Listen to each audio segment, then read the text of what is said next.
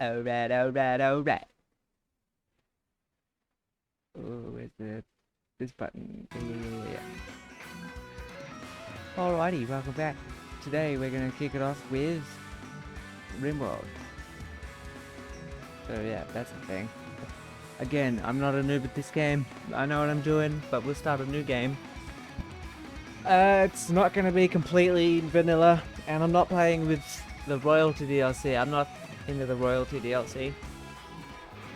Oh, so main mod, I think the biggest influential mod in this game will be the Glitter World mod, which basically makes some of the technology available us that we can find.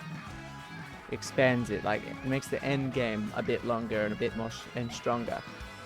Also, we can make some changes to the factions, because I find the random factions to be a bit meh. So yeah, we'll start a new base. If anyone has any ideas for names, let me know.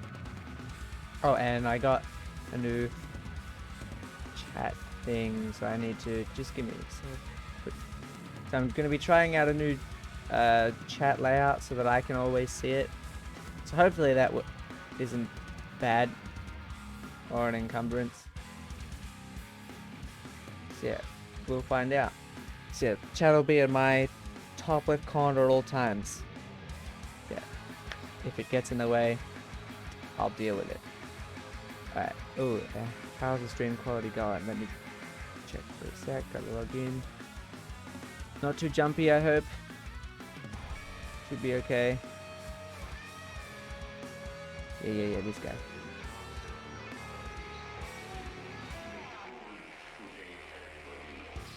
Video, okay.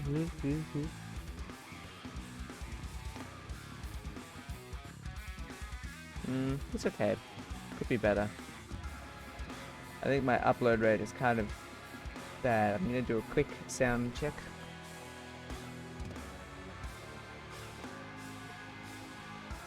Yeah, sound is okay. Video quality seems a little jumpy. Speaking of jumpy, let's jump right into it. Got some hotkeys done too. Just tell me that worked. Yeah, ooh. Still a bit slideshowy. For this game, it shouldn't be that big a deal. Like, it's not like 7 Days to Die where it's constant go, go, go, go, shoot, shoot, shoot, pew, pew, pew.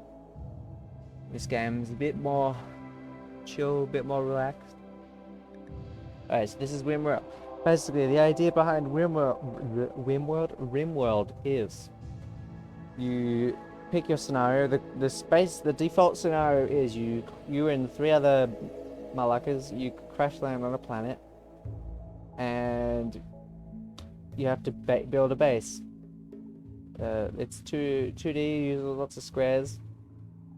So, default setting, you start with basic technologies, and you need to research to advance, and you win the game by, I think there are 5 win conditions. I'm off the top of my head, I know 2 of them.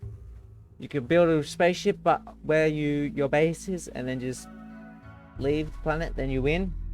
Or you can travel to the other side of the world and contact the AI there. And I don't know what happens there, but I think the AI gives you a spaceship or something. I don't know, but it's kind of a trek to walk to the other side of the planet. Yeah. Challenges of the game include starvation, some environment things, and you'll in most cases you'll constantly be attacked by inhabitants of the planet. I think the law behind this game is that the human species has kind of become an intergalactic species, and so humans are kind of everywhere, you know. They crash land on the planet, there are people everywhere, and even like tribal people from all the way up to like futuristic technological civilizations. But it's very tribal. Like, there are lots of groups in like cities or bases throughout the planet. You'll be able to see them. But as well as humans, there's also, in the vanilla game, some bugs which create massive annoying infestations. Basically, if you don't take care of them, they GG your whole world. They GG your game. And also there's some NPC robots, which have no affiliation, no alliance to anybody. They just want to murder, kind of like the Borg. They just want to control and take over. But these things murder. And throughout the game, random events happen, which will be controlled by a storyteller. All right, any questions? No, I'm gonna test out chat, see what happens. Ah, there's me. Oop. Okay, I'm gonna move this down a little bit. Sick.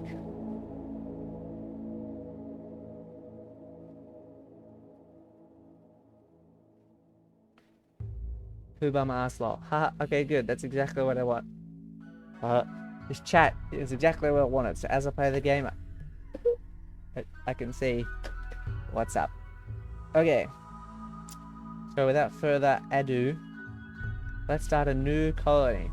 So crash landed is the default one. So the 3 of you awake. So 3 people, so to speak.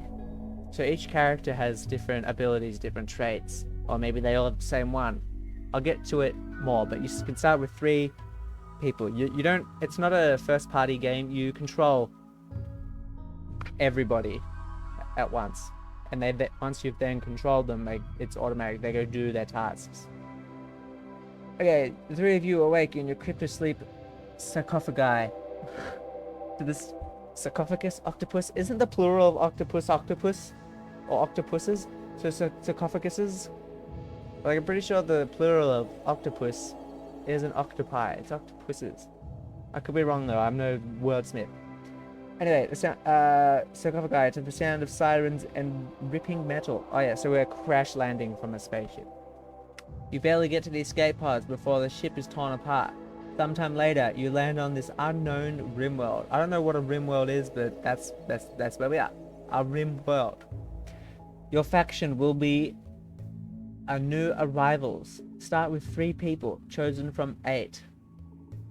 Okay, so if you just go to the next screen, you'll be presented with 8 potential people, completely random. And then I'm not sure the way the design was intended to work, but you can just completely change it. You can randomize them to the point where you find good ones, or you can just, if you download mods like I have, you can edit the people very carefully. Which I might do, I don't know. In fact, this time I think we'll go with some more random colonists, that's what they're called. Okay. So in this situation, we start with 800 silver, some food, medicine. That's a lot of medicine to start with, but it goes out quickly. That 50 food is not much, and 800 silver is also not much. But the medicine is a lot. Like, if you're not constantly getting hurt, that'll last a long time. A bolt action rifle, a revolver, a plasteel knife. So those are just basic weapons used for defense and hunting of animals, because you gotta eat. Flak vest, flak pants, armor, plasteel flak helmet, armor, a random pet. So, as well as colonists in this game, you can get animals either for hunting, farming, or helping. Be that in defense, attack, or carrying things. So I think the animals part of the game is really interesting and fun. Like, I find it very engaging. Like, when it comes to Sims pets, I really don't give a shit about the animals and pets in the Sims. But the animals in this game I care about, because they're useful. Steel 450, wood 300. So you need to build structures. The easiest things to make things out of is steel and wood. Wood is, grows on trees. It's cheap, easy to get, but it burns and it's not that strong. Whereas you can start using other materials like steel, which burns, but it's much stronger. But also, steel is a high demand resource. You need a lot of steel in this game. And it's finite. You have to eventually go out in the map to find some, or you have to buy it from traders. There are a lot of traders in this game. That's another part of this game I think is really good. Okay, a map scattered with ship chunks, 3 steel 720 and packaged survival meal. So we can go out onto our map and find those extra resources. That's number 1. I think this is the most simple, good for a beginner, easy setup to start with. I think we'll probably do that because this is the first time we're playing this game on the channel, and I'm a little rusty. I haven't played this game in a few years. Okay, Lost Tribe. So now I'm just going to go through and highlight the differences between this. So a Lost Tribe More people, way less technology. So in Crash Landed, you start with some basic technologies. But this one, Lost Tribe, you start as basically a Stone Age civilization. Okay, your tribe was destroyed by the great blood machines sent by the gods. 5 of your people managed to escape. Now it's time to build up a new home. Note, since you'll start poor and lack technology, this is a difficult scenario. So your faction will be a new tribe. Start with 5 people chosen from 8. So start with less silver, pemmican, which is the smaller kind of food, herbal medicine. That's much harder. There's less of it, and that medicine isn't as good. It goes no medicine, herbal medicine, medicine? What is it? Normal medicine? What's it called? Just medicine, and then glitter world medicine, which is like the good stuff. Like I think it can give you more than 100% healing quality. And then wooden club, steel ochre, jade knife, short bows, peeler, just weapons. Random pet 3, so we get to start with 3 animals. So some animals you can start with are good, like you might start with a dog that can haul, or you might start with a lizard, which is fucking useless. So it's a bit of dice rolling there. So, or the rich explorer, this again is another difficult scenario. So this one is 3 people, some technology. This one's 5 people, no technology. This is 1 person and lots of technology. That's right. Also, you start with a good amount of resources. People called you crazy for leaving your glitter world homes. The glitter world, meaning like that glitter world is refers to like the futuristic civilizations with the high tech, good weapons, good defense, good medicine, good everything. Basically, yeah, utopia. But okay, so people are living your glitter world home, but you always yearned to explore the stars outside the Neuro Simulator. Now you're at the end of your long journey in crypto sleep, landing on an unknown Rimworld to see what it's like. Note, since your starting character will lack some skills, this will be a especially difficult scenario in the early game. So the advantage of starting with many characters is that there are a lot of skills in the game, like hunting, melee, animal caring, building, making, tailoring, cooking, construction. But not everybody can do everything. Like you can make everybody do everything, but you forget skills as time goes. So if you have lots of skills, you slowly forget everything. So it's better to specialize in this game. So having one person do everything is really inefficient. They'll never get past a certain level, and obviously higher levels in skills makes your results better, and like the chance of your success higher, the quality of your success higher, the chance of failure lower, things like that. Well, and also when things succeed, if you're doing stuff for money, that's a good way to play the game, things will be worth more. So specialization in this game is good, which makes this one quite difficult. Start with silver 2000, gold 330. So gold is just a material. You can use it to make things, or you can use it to store currency if you have too much silver, or you can use it to make really pricey decorations. It's up to you. Packaged survival meal. So yeah, that's 40 is a lot for 1 person. Glitter world medicine 30. Again, a lot for 1 person. Component 30. Charged rifle, good weapon. Random pet 1. Yep, useful. Steel 450 and wood 300. So yeah, that's for 1 person. That's a lot of resources. Like, oof. And then last one, naked brutality. You went anesthetic for a minor surgery. Now you've awoken in a drop pod crashing into a distant planet. You're naked, alone, and totally unprepared. Can you survive? Warning, there is nothing fair about this scenario. It is extremely difficult and death can happen for any reason. Your faction will be a new arrivals. Start with 1 person, chosen from 8. Player starting character start naked. So I don't think you have any technology in there as well. But yeah, we won't be doing that. Like, I ain't like Pete Complete or any of those guys, or Yeti. I'm no expert at this game. I don't really delve into the deep numbers, and I'm just kind of a noob. Well, I'm not a noob, but I'm definitely not good at the game. So naked brutality would just be a bunch of resets and GG's for me. So like I said, we're just going to go with Crash Landed, normal, 3 people, and we will pick the 3 out of the total 8. So I don't really want to yeah, I'm just gonna pick the best 3 I think out of the 8 random ones we're given.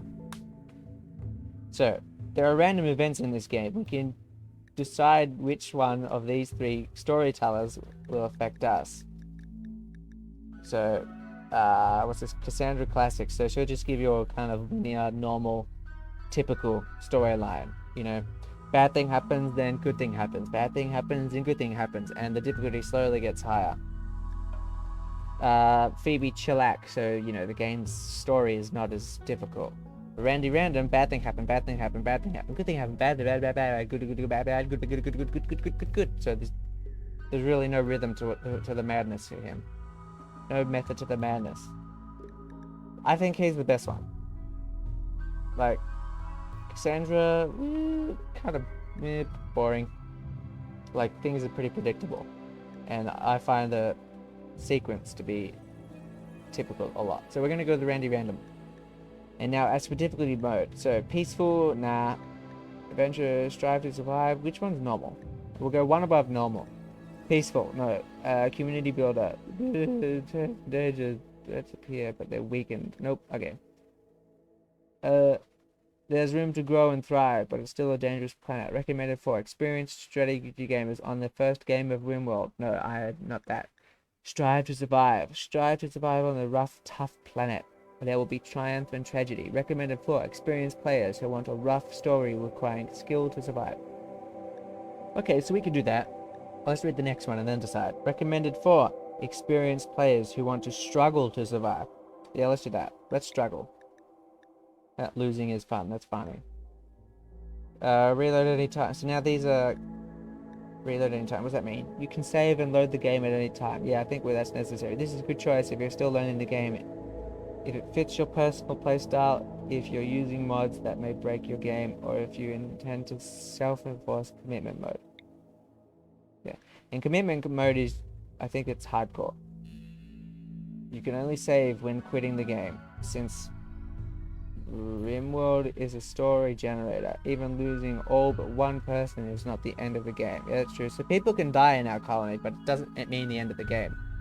Like, we start with 3 people, we can then have 10 people, and then but the original 3 are dead. Doesn't matter, the colony survives. Since Rimworld is a story generator, I read that. Playing out these terrible situations makes the story with both tragedy and triumph. It's the way Rimworld was designed to be played. There's a reason Luke Skywalker didn't quit and reload when his family got killed. Loss and recovery is dramatic. Nah, I'm not hardcore enough to do that.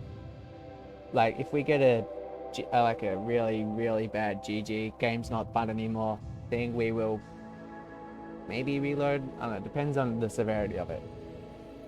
And like, was it my fault? If it was my fault, then yeah, okay, GG is finished. Or if it's the game landing fucking robots in the middle of my base, nothing I could have done about it, fuck you, I'm restarting, that's bullshit. Like, I hate it when that stuff happens. Like, I've seen that stuff happen to people. Everything's good, they've got everything ready, their defense is meh. But then everyone goes to bed, and then just from the sky, the robots land in the middle of their base, and everyone's dead. GG's. Nothing you could do about it. Absolutely nothing. Except maybe segregating the sleeping quarters. But it was at the start of their game too, because they got rich too quickly. Alright. Next. Seed. Shirt. Yeah, shirt. Yeah. Shirt. Randomized seed. Globe coverage. So this is how big the world will be. Let's do 50%. 100 makes the game lag just a little bit. But 30 is limits your options a little. So I'll just go 50. I can have one hemisphere. This hemisphere, not that hemisphere. Northern, eastern or western hemisphere. Okay. Overall rainfall. So rainfall, I like a little bit more because it helps. Fires are so annoying.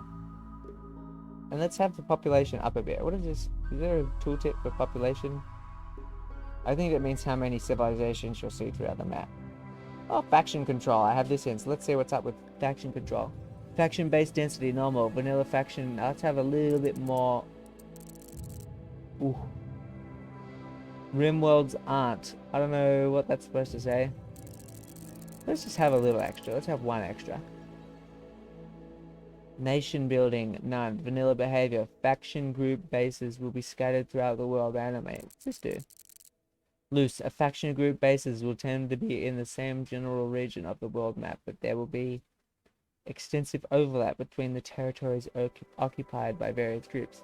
Basically, when you start the game normally, there's blue here, red, yellow, green, blue, red, yellow, green, green, green, green, red, yellow, pink.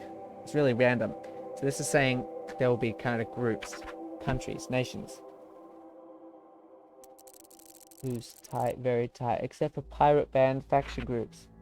Each faction group bases will be closely clumped. Okay, interesting. Now let's just, I've never done that, but let's just do a little bit. Let's get a little bit of nationness. Allow the hidden mechanoid hive faction. Yeah, sure. Randomized faction goodwill. Yes. Dynamic faction colors. Hostile, red. Friendly tribal, green. Friendly outlander, blue. Sure. Spread pirates. Yes. So there are clans that aren't associated with anybody. They spread and they're just general assholes. We will keep them around. Total number of faction groups. Well, let's do 7. Yeah, I think normally it's like 4 to 7 with a lot. Minimum number. Let's go 8 because we can get more. We can get Rimworlds, tribals, industrious, more industrious. 7. Yeah. So 8 should be good. Minimum number of civil outlander union faction groups. What is this? Civil. I don't know what these are, so let's just keep them at 1. And number of civil tribe, rough tribe. Ah, okay. Maybe we should put that. Let's just leave this at normal. Oh yeah, and Blue Moon Corps. Okay, so these are like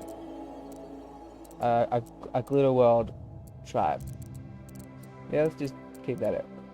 Let's put it at 1.5-ish. See what happens, because that seems kind of stupid. Because I think this is a ratio. Like, it's not a total number. Okay, close. Faction control, yep. Okay, now generate. This is all we've done so far is make the map. That's it. Ah. No. Tab. Alright. So some animals explode upon death. You can use transport pods to drop animals on enemies. Think about it. Generating world. Okay, so these are the... Alright. That was a list of the mods we're using. So some things are kind of... Most of them are quality of life. Alright. So, welcome to the world. As you can see, we only have one hemisphere. So, as you might imagine, closer south is cold. Here is very hot and wet. And at the top is cold, like the same. So, kind of normal. So, everyone's red or yellow. I guess that means it's going to be kind of difficult. Because everybody's going to want a piece of us. But we can make these blue later on. If we so decide. Or we can just go to war with everybody. I don't know if you can. I don't know if there's a reward or a victory condition involved, but you could go around and just kill everybody. But you know, there's like 1,000 worlds here, so CBF. I don't want to do that. So yellow seems kind of nice, so I think we'll stick around yellow. Wait, what's this one? The blue owl or hostile. So it looks like they're always going to be hostile. God, a lot of these guys are just hostile. Did I do something wrong? There's a lot of hostile guys, but I think hostile's better. Like, friendlies make the game easier. Alright, these guys are neutral. So I like to have a... Let's zoom in on the map, see what we got. So roads... So when you're not in your base, you can travel between bases. Roads obviously make you go faster when traveling. You can't start on water. Like in the ocean. You can't do that. Oh wait, or could you? Maybe you could.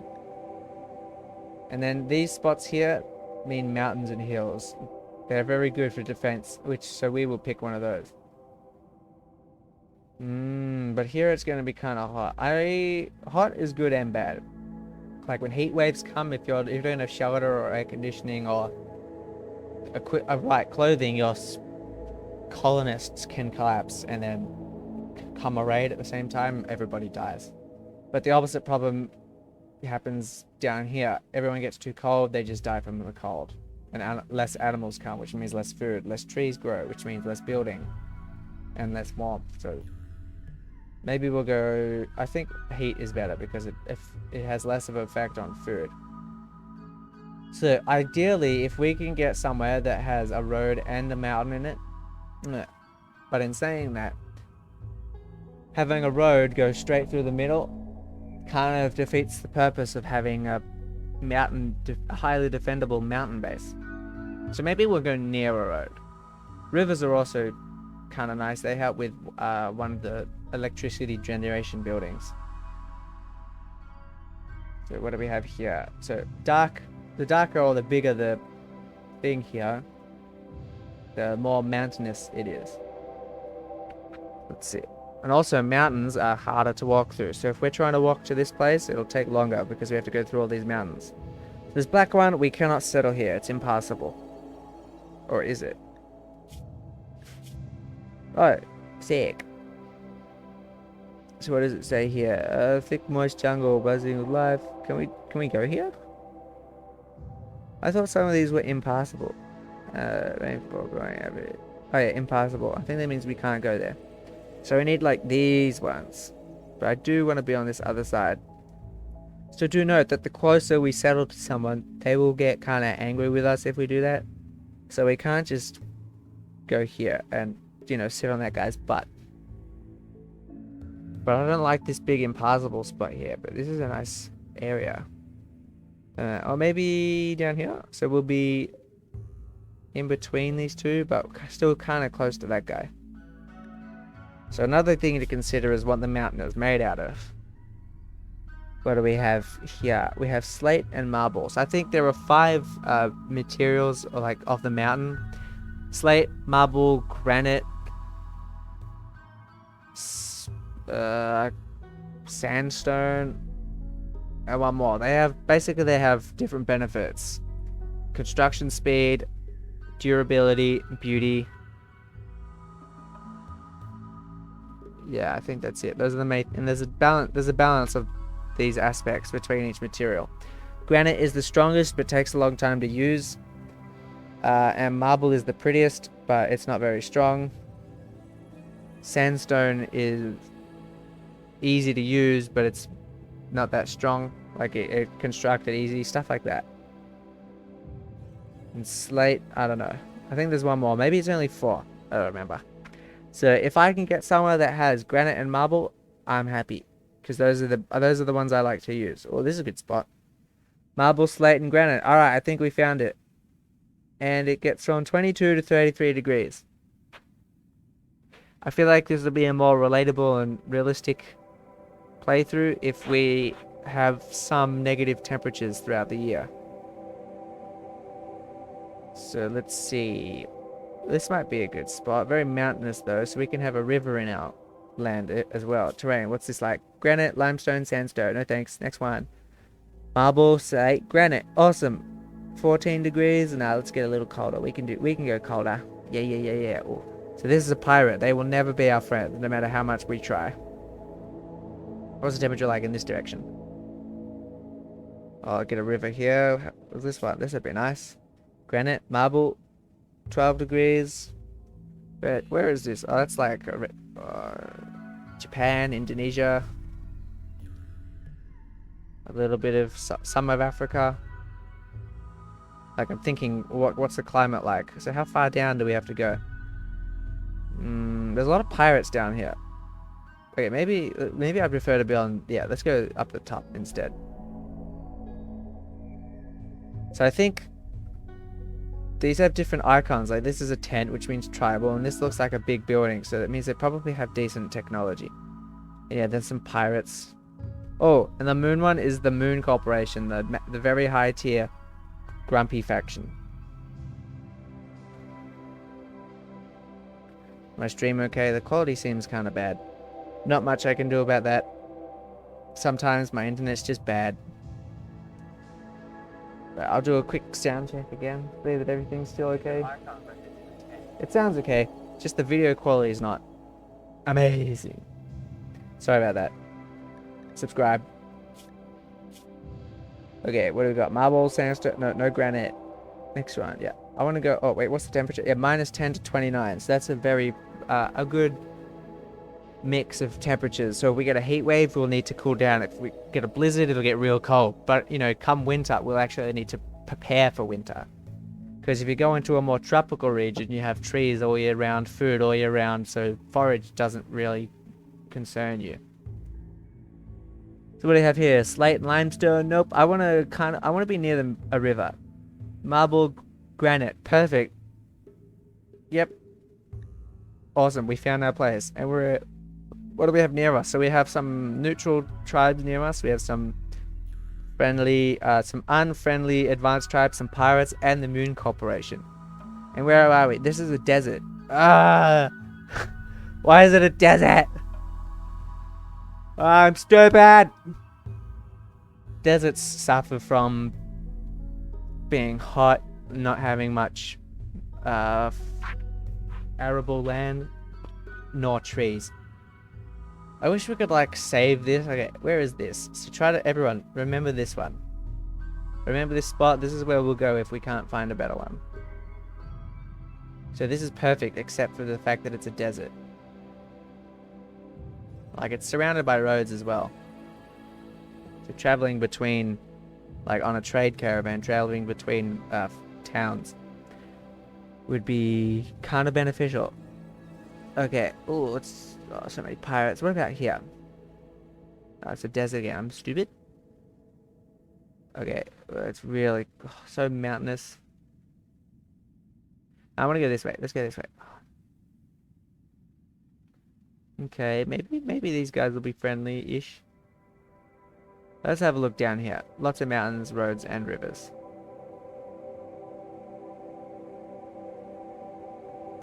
Oh, we could go on the coast.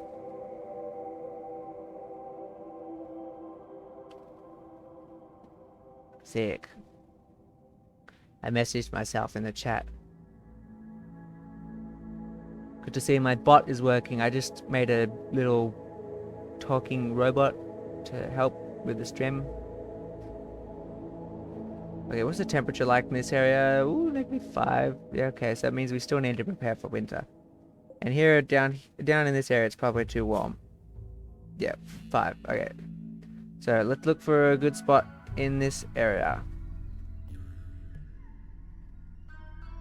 Alright, what's this? Temperate forest? No, we want a nice mountainy spot. Terrain. Limestone and slate. I want granite and marble. So nope. Slate and sandstone. Nope. Getting a bit... Okay, let's go in another direction. I don't want to be too close to those guys. Okay, this one might be okay. We're in the middle of 3 things. Like, there's no road and some of it's impassable. So really, we're near these 3. But there's a road, so we can actually go all the way down here quite easily. And there's a random event that can happen where if you pay enough money, you can create roads. You don't get to design the road, but you can the map can change. So slate, marble, granite, -1 degree. I want it to be slightly colder than that. Still have to prepare for winter. 1 degree, 1 degree, 1 degree, 2 degrees. I'm so picky. One thing I don't like about this game is how picky it can make you. Like, it's really difficult to find what you're looking for. Especially if you marry what's in your head. Alternatively, you can just select random sites. But I don't want to be in an open area that you have to build all of your defensive structures. Because that takes a lot of resources. The chances of doing it before anybody dies are really slim. And it's just not the type of game I want to play. You know, if you guys really want me to do something like that, let me know. Maybe I'll consider it. And yeah, here's getting too off. Okay, maybe we should just settle. Okay, slate, marble, granite. Is there a slightly better one? Alright, we're going this one and doing it. This is taking too long. Now we gotta pick our people. So like I said, we're gonna pick the best 3 out of the 8 it gives us. We could make some customizations with a mod if we wanted, or we could just randomize it until we get ones that we want. Okay, so I think these skills are all pretty self-explanatory.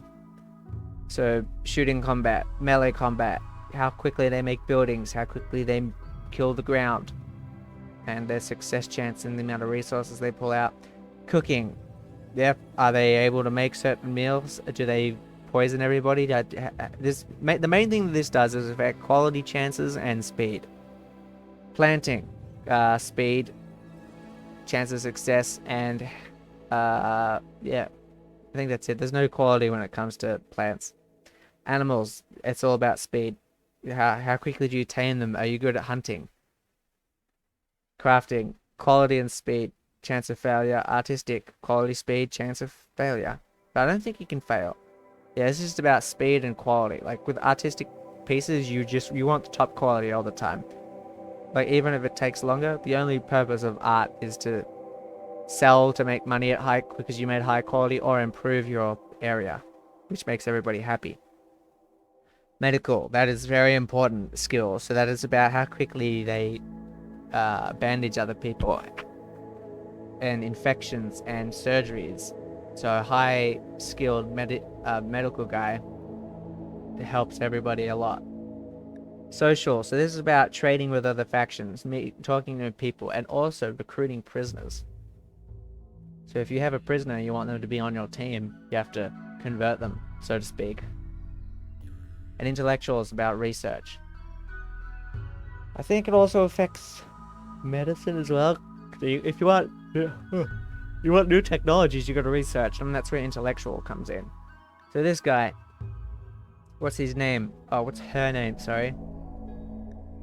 Laura. So she's good at research and mining, which is actually really useful for us at the start. These little yellow things, these little fires, so they affect how quickly the skill goes up, and also your colonists can be more happy if they're doing something that has a fire next to it. So if she's mining, planting, playing with animals, or researching, she'll get a small mood buff. She'll be a little happier. So she's actually not that bad.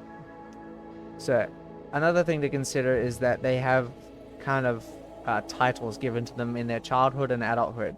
So as a child, she was a wreckage explorer, which gives her animal skill +3 and intellect +3. So by the way, these are all random plus these thingies. And explosives expert. So was Madame, oh that's her nickname. Okay, Madame was an explosive engineer employed in mines. She took her job very seriously and was well versed in the technicalities, so much that she refused to demean herself by helping with the cleanup once her carefully calculated explosion was complete. So her mining and intellectual go up. But there's a penalty for this. Like that sounds like a pretty strong one, yeah? Hauling disabled, cleaning disabled. So she's incapable of dumb labor. Hauling is just, when you go mining, you dig, and then the iron's on the ground. She will not pick it up and take it somewhere.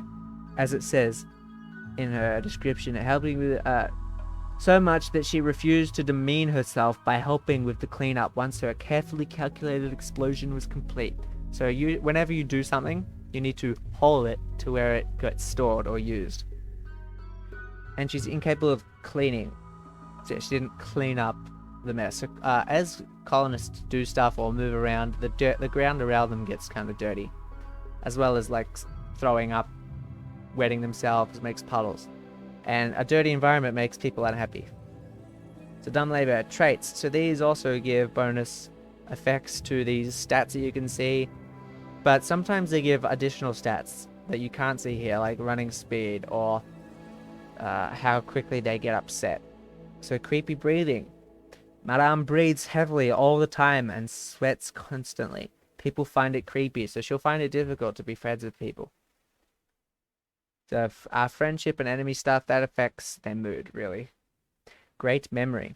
Madame has fantastic memory for detail. She will lose unused skills at half the rate. So that's really good. So like I said, someone who does everything will slowly forget everything. That's why it's better to specialize. But this character, they lose their skills at half the rate of everybody else. Night owl. Madame likes to be up during the night and sleeps during the day. She gets a mood bonus, so she's happy, if awake at night, 23 hours to 6 hours, and the mood loss if awake during the day, 11th hour to 18th hour. So this is just a mood buff. So she prefers to be awake. at a different time to everybody else. So I think that's a good one, because to me, it's just all you have to do is rearrange her sleeping schedule, which is easy, and then you just get a free mood buff for that. But you know, it's sometimes you can't keep them awake.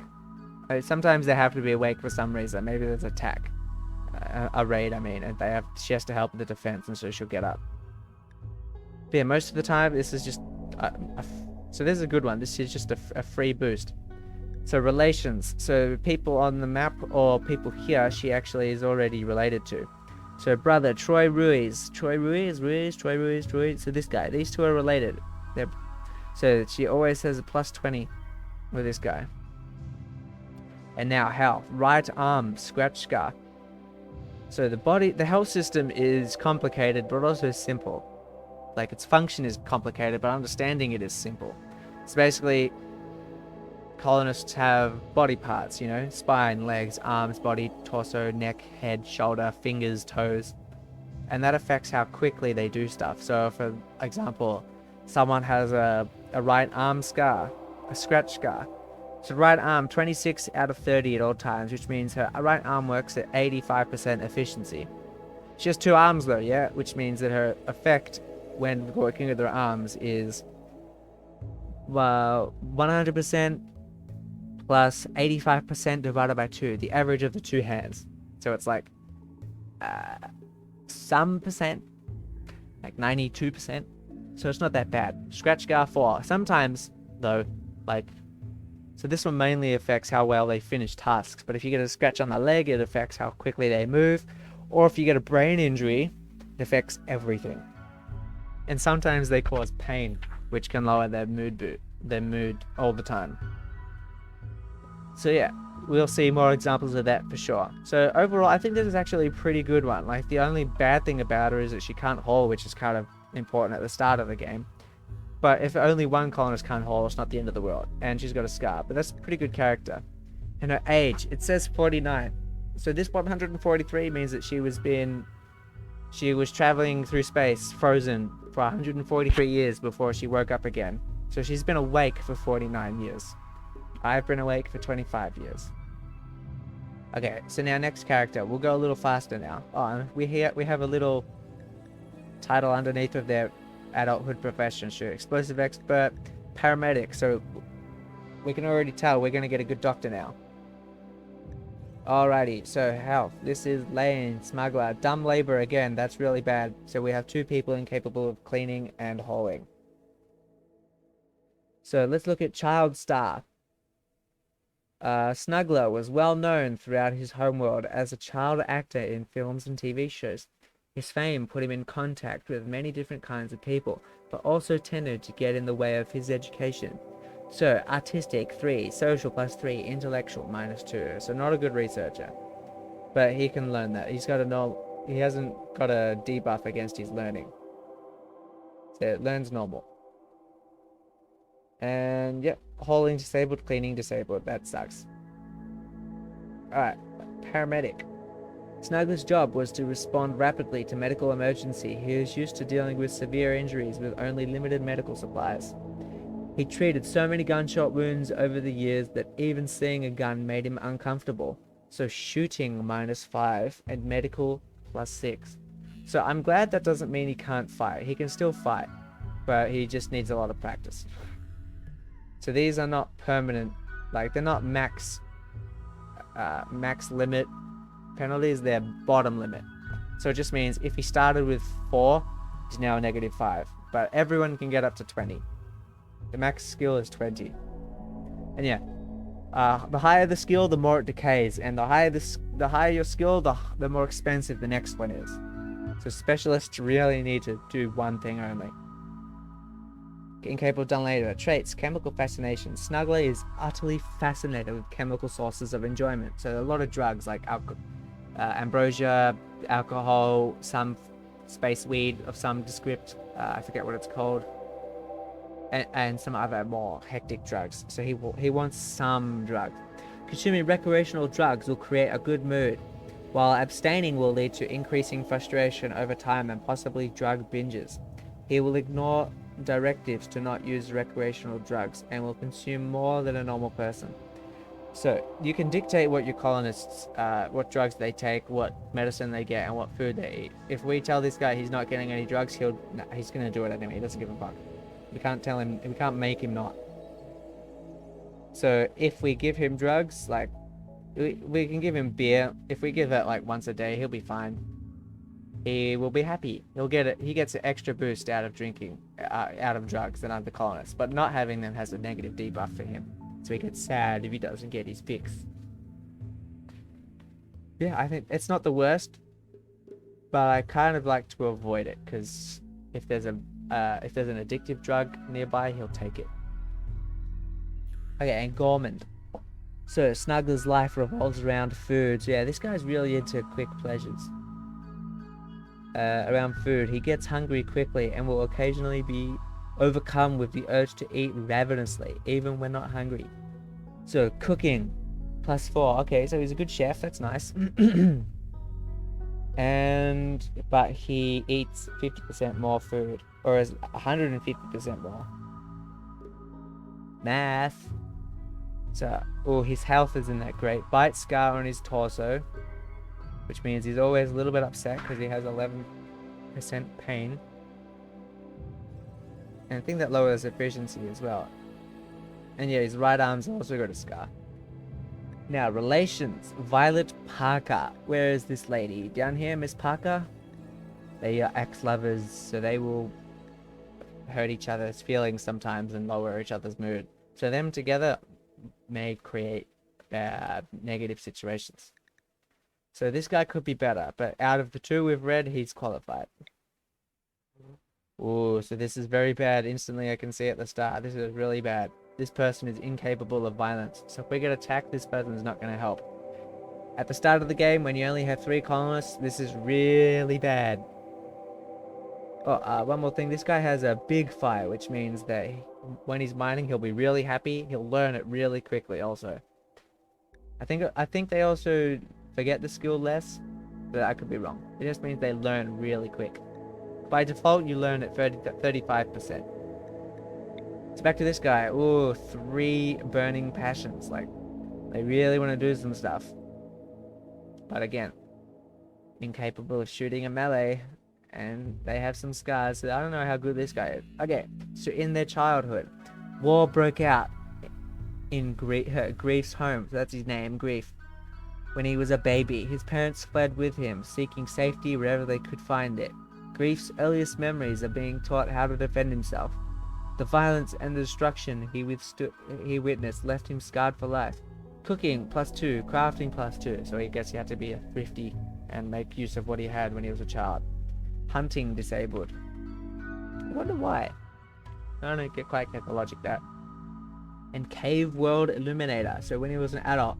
Among tunnel dwellers, those with vision as strong as Grief's are revered as sages. He would lead the way, marking spots to dig with bioluminescent fungus, and warning others of impeding danger. Okay. So mining +3 and social +3. That's just cute. So now his traits. Undergrounder. Now this is a really good trait. Grief has no need to experience the outdoor or light. He will never feel cooped up or get cabin fever, no matter how long he stays inside, like me. And is not bothered by darkness. I kind of like darkness, but it's not my favorite thing. Optimist. Grief is naturally optimistic about his life. It's hard to get him down. Permanent mood effect +6. That's nice. But why is he incapable of violence? War refugee. Incapable of hunting, so I guess... His skills are so good. A little bit injured, which isn't great. So he'd be great if we had no one else. Alright. So these are the 3 we're going with so far. I'll try to go a little faster. Okay, another one, incapable of violence. That's not good. But this one has no health problems, no relations, so there won't be any negative relations at the start. Okay, shelter child. Grew up as a shelter deep beneath the toxic world. She received a comprehensive education, but had no opportunity to do physical labor. So construction -2, mining -2, medical +3, social +3, intellectual. So she would be a very good doctor and warden and medical 13. That's really good. So she will be very useful at the start of the game, and she'll use medicine quite efficiently, and she'll have a low chance of failure and a high chance of success in what we do at the start. By the time we can start doing surgeries, and by the time we want to start doing surgeries, she'll be very useful. But incapable of violence, probably because of nurse. Yep, so Prasine worked in a hospital doing routine work such as changing bandages and taking temperatures. It was a busy job, but she could always find time for a chat with a patient. Medical +5, social +4s. So both of her titles give her medicine. That's why she's so good at it. But incapable of violence because of her nursing. Yeah? No, yeah, work types. Can't do hunting. Yep. Traits, jealous. For Procene, I don't know. For Procene, it's degrading to have a less impressive bedroom than someone else. She gets a mood loss if any colonist has a more impressive bedroom. That's just annoying. Like, it's not the end of the world. A jogger. Procene always moves with a sense of urgency, so much that others often fail to keep up. Move speed +40. This is really good. In saying that, it's really good for someone who fights. You can just kite the enemies around, but she can't do that. But in saying that, she's not considering she can't defend herself. The next best thing is being able to run away faster than the enemy can catch her. So that's nice. And pretty. Procene has a pretty face, which predisposes people to like her, so she'll just get along with everybody. I think she's pretty good. Like, if we had to pick between this guy who couldn't do violence and this guy who couldn't do violence, I don't know, they're both so similar. I think, I don't know, Undergrounder, Optimus, but he's so good at skills, but he's too good at a lot of skills. Like, he's a bit of an all-rounder, like, too much so.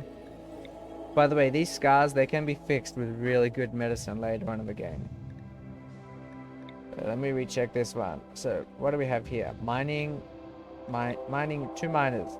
I don't think we really need this one, but we don't need 2 doctors. Okay, so I think we should replace this guy with Procene.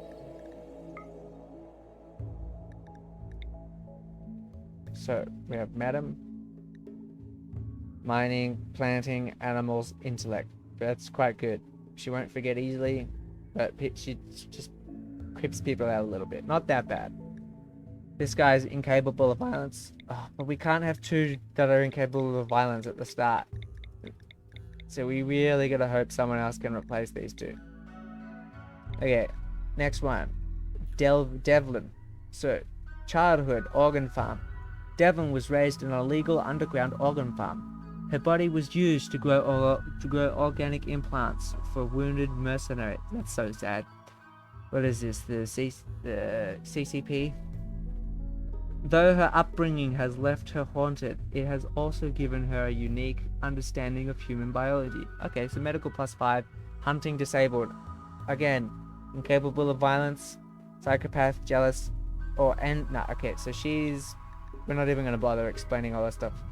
Also, she's pretty old and has an artery blockage, so she's likely to suffer from a heart attack. We're putting her at the bottom. So far, she's the worst. She has a life-threatening illness, and she's incapable of too much. Right, and we have other people that are incapable of violence that are better than her. Okay, Perka. Ooh, so this is red. She has addiction to some drugs. So that's very discouraging. So Parker, okay, let's read. Childhood medical assistant. Parker was born during a catastrophic war in which both sides used incendiary weapons.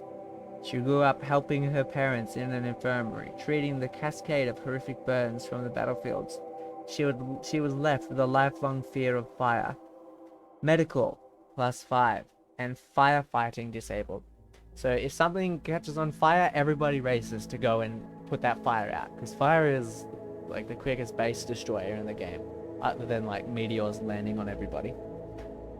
But she won't help.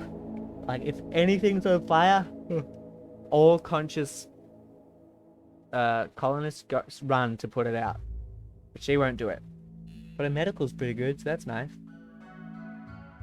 Yeah, only thing she's incapable is firing, so that's nice to know. So in her adulthood, Parker worked as a doctor on a medieval planet.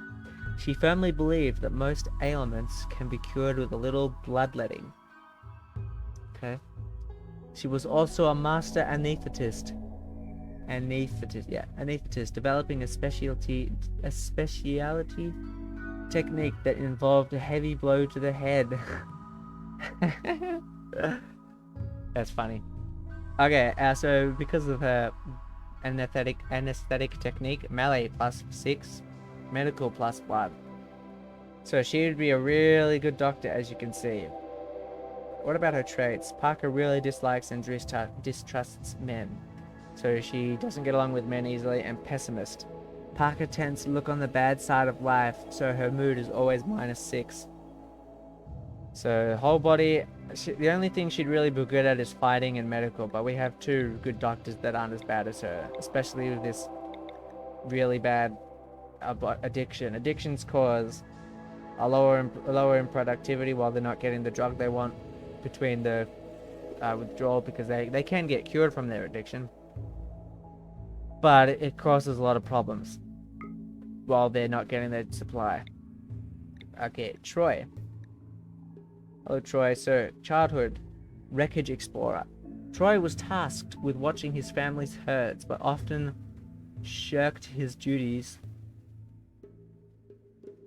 to go exploring the crashed warships scattered around the planet. Somehow that gave him animals and intellectual +3. Interesting, he's got intellectual +3, but he's incapable of intellectual. So it's kind of stupid. But 11 animals is pretty good. And then adulthood, message carrier. On a medieval world, the fastest way to send a message is to give it to somebody on a horse and hope they survive the journey. Troy was that somebody. So melee +3, probably for defensive reasons on the back of the horse, and animals +4 because he's a professional horse rider. But researching disabled, and crafting synthesized drugs disabled. So that's what intellectual is good for. So researching disabled and drug synthesization disabled, that's not that big a deal. Really good at animals, so that's good for hunting. He's not good at shooting. Also good for taming animals. How are we with animals? No. Okay, so far we've got someone better for animals. So we might not do this guy, because researching is very important in this game. Like, if you can have someone researching at all times, good. If you can have everybody researching at all times without neglecting other duties, even better. I think he's better than Snuggler, though. So no, I think Snuggler's better. So Hiroshi, Japanese name. Oh, this guy is incapable of a lot. Has hearing problems, which means his social will be badly affected, and he's slower because of a left leg injury. Really good at art, social, intellectual, but these social will be affected by his bad hearing. Careful shooter means he's more accurate. This guy's kind of bad. Alright, let's summarize.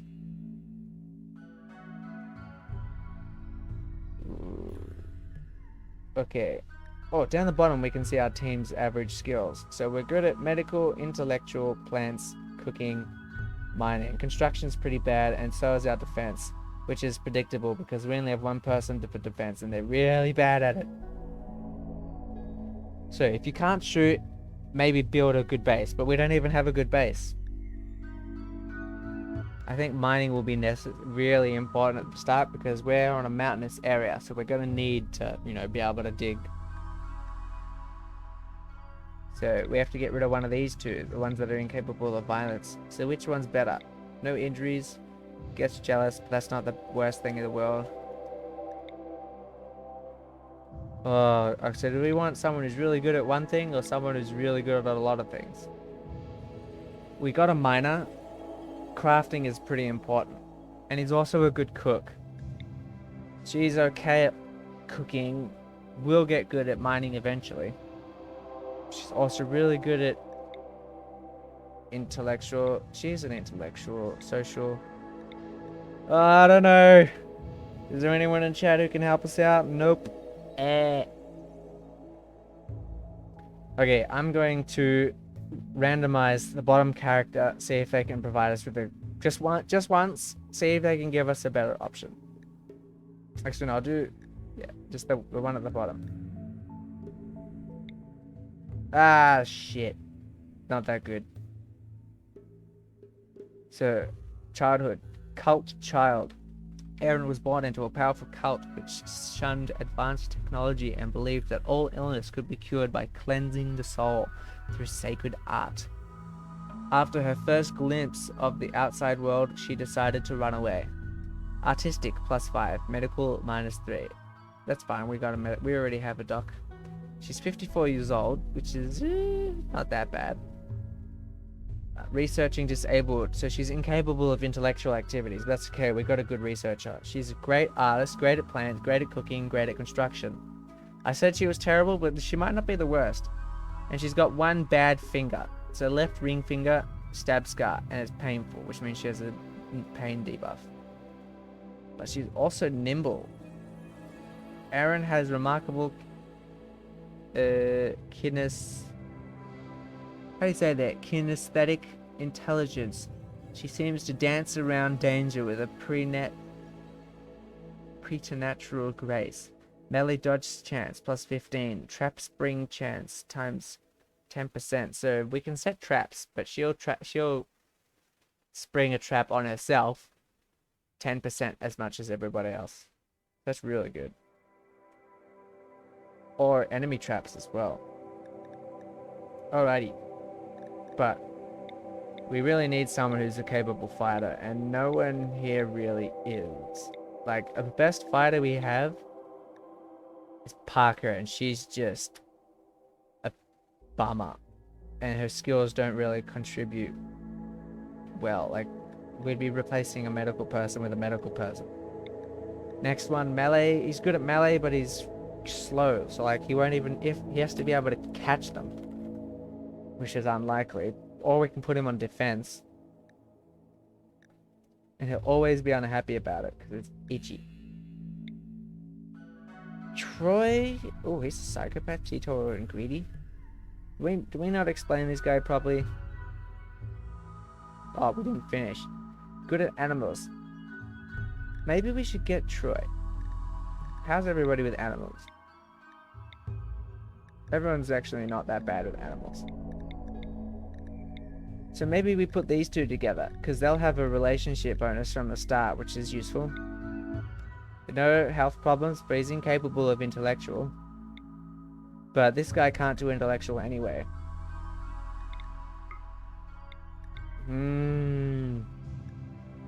Really good at medical. We'll get good at medical. Really good at crafting also. Okay, how's Troy's crafting? 2? He could do it eventually. Okay, I think we're going to put Troy in and remove Grief. So these people are left behind. That means that we don't start with them, but we could actually find them later. Plus, we could just get lucky and find someone who's great at violence pretty early on. Like, it's not unheard of to find someone really quickly. Be that a transport pod crash survivor, or someone just wanders in, or we get raided and we capture someone.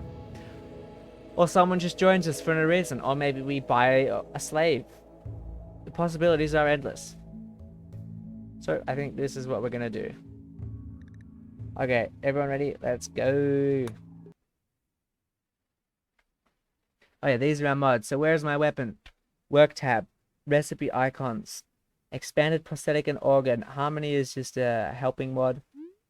Okay, I guess I'll explain it later if anybody wants to know. But that's the mod list. So this is us. Good, so what did we start with? So this is our 3 people, and this is our pet. Ruby, a warg. Ooh, that's really good. So wargs are actually quite good to help with raids. Like they're strong and they do a lot of damage. So let's see what's up. Follow master. Okay, so tameness. She can haul. So hauling for an animal is really good. So she can actually do stuff for us. She can really help lower the workload. So straight away, we're going to get her to just learn everything. So now these arrows here mean yes, train these skills, maintain these skills. And until we have a 1-to-1 with these numbers, the skill will not be learned or doable. And these skills degrade, so they have to be maintained. But that's not a massive deal. Now, out of these three, I think I'd like to get hauling done first. So train hauling only. Ah, and she has a bond with Madam, which means that when these two are together, they get a mood boost. Has Madam skills? Is she an animal trainer? Yeah, she can be. Alrighty. So now that's out of the way. Let's have a look at the map. I didn't change them. Oh, this is bad. Okay, I like caves. Caves are useful. But we start with some mega spiders on the map. Those are kind of passive, but if we go and we can aggro them. They're actually quite hostile animals if we go near them. And they don't taste nice, so there really is not much benefit to them. So we'll have to steer clear of this. How do we get into this cave system? One entrance. So there's okay. So there's two entrances. Nope. So luckily for us, there's only one entrance into this cave. And also, if I think about it another way, if we get raided from the cave, because it's possible for the enemy to come through here, here, here, or here, I think 9 times out of 10 they'll be engaged by these bugs. So we just need to wait, and they'll eventually get cleared out. Also, escaping enemies are likely to get intercepted by these bugs. Alright, let's look around. Ooh, we got some jade, lots of metal.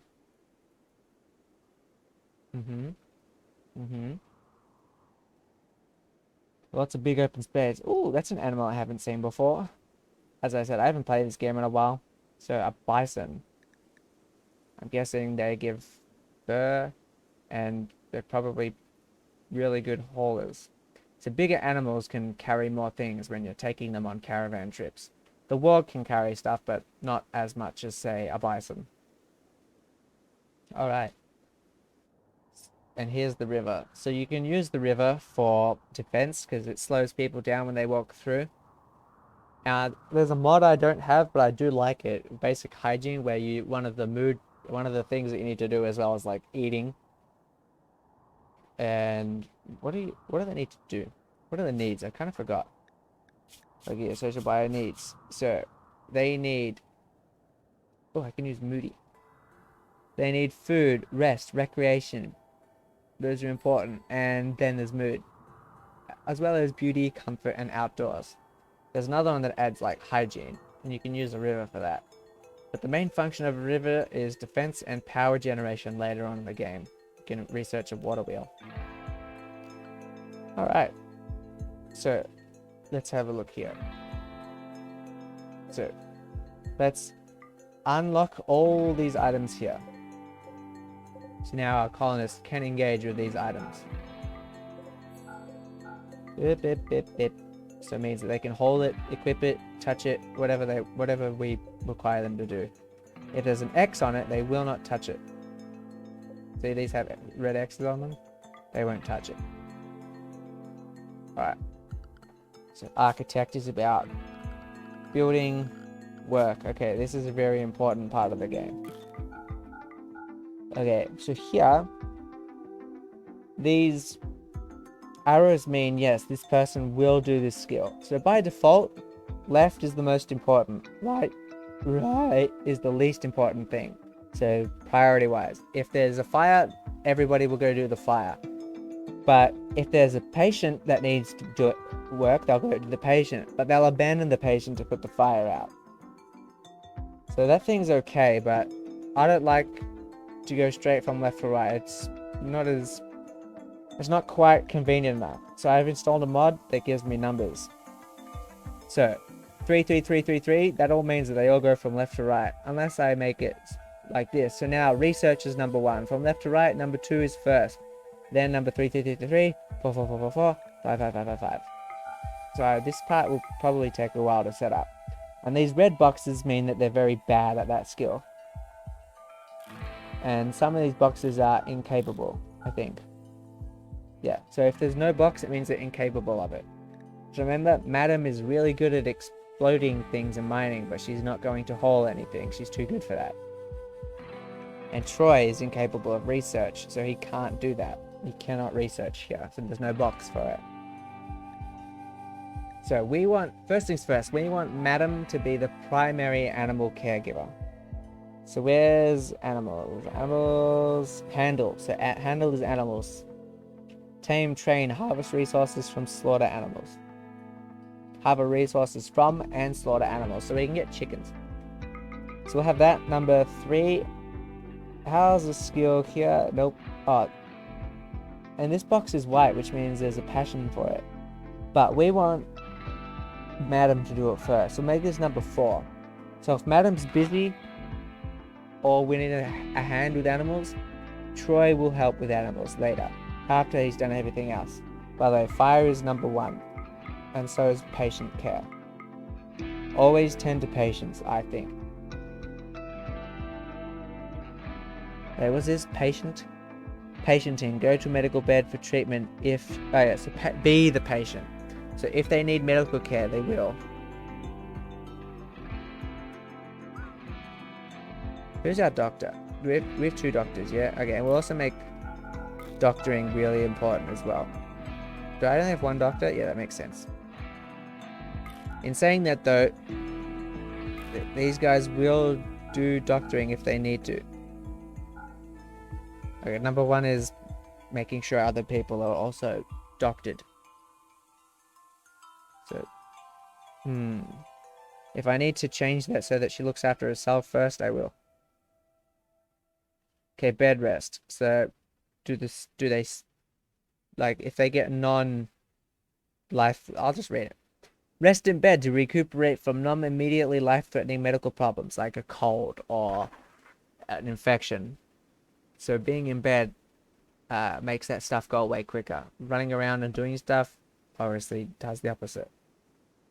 Basics. So this is simple, unskilled, easy tasks. Release prisoners and flick switches on machines. So this stuff's kind of important. It kind of to do with the stuff I command them to do. Now, Warden. So I guess we're about to have... I want to give everybody 1 or 2 main tasks so that everyone will have like 1 high priority task that they do before they do other things. So Warden, number 2. So Warden doesn't require a lot of time. And we'll have that done before they do bed rest or go do basic stuff. Who's our cook? Cooking high priority, but really bad at it.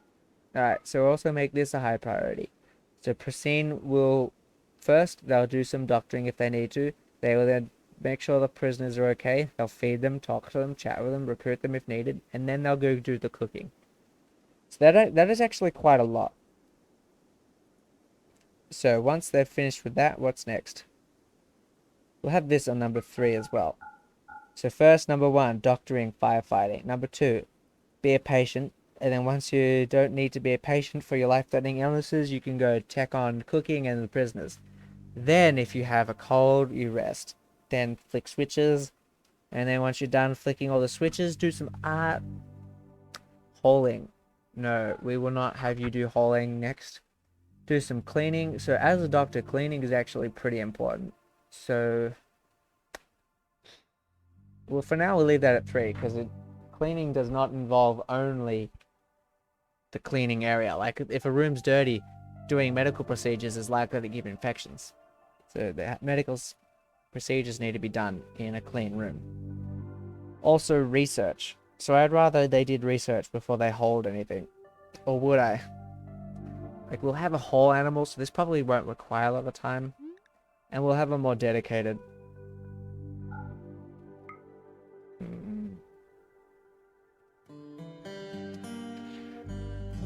Ooh, research. Okay, we'll do hauling, help with all the hauling, and then go do the research if this person isn't doing it. Alright. So, Madame, she would look after animals. Oh, this is kind of tricky. So everyone's going to be kind of spread out a little thin here. So I really wanted to do research, but developing the infrastructure is kind of more important, and making sure we have resources. That's why she'll be growing, mining, planting, and also handling the animals. That's a lot of work to do for one person, but I feel like it's necessary at this point. So first she grows the plants. So no, first let's make her mine. And then that one. So first thing she does, mine resources. Obviously after doctoring and patienting. Anyway, for now, let's make this 0. We'll adjust this as needed, because I don't want them to do the... because they have bad skills, which means they're likely to create medical problems. So we'll only adjust them to doctoring if Pristine is unavailable to do it. So she starts mining, then she grows the plants, cuts the plants, harvests the plants, so to speak, and then she goes and researches. That's it. That's all she does. Researching is an infinite task so long as there's a research available.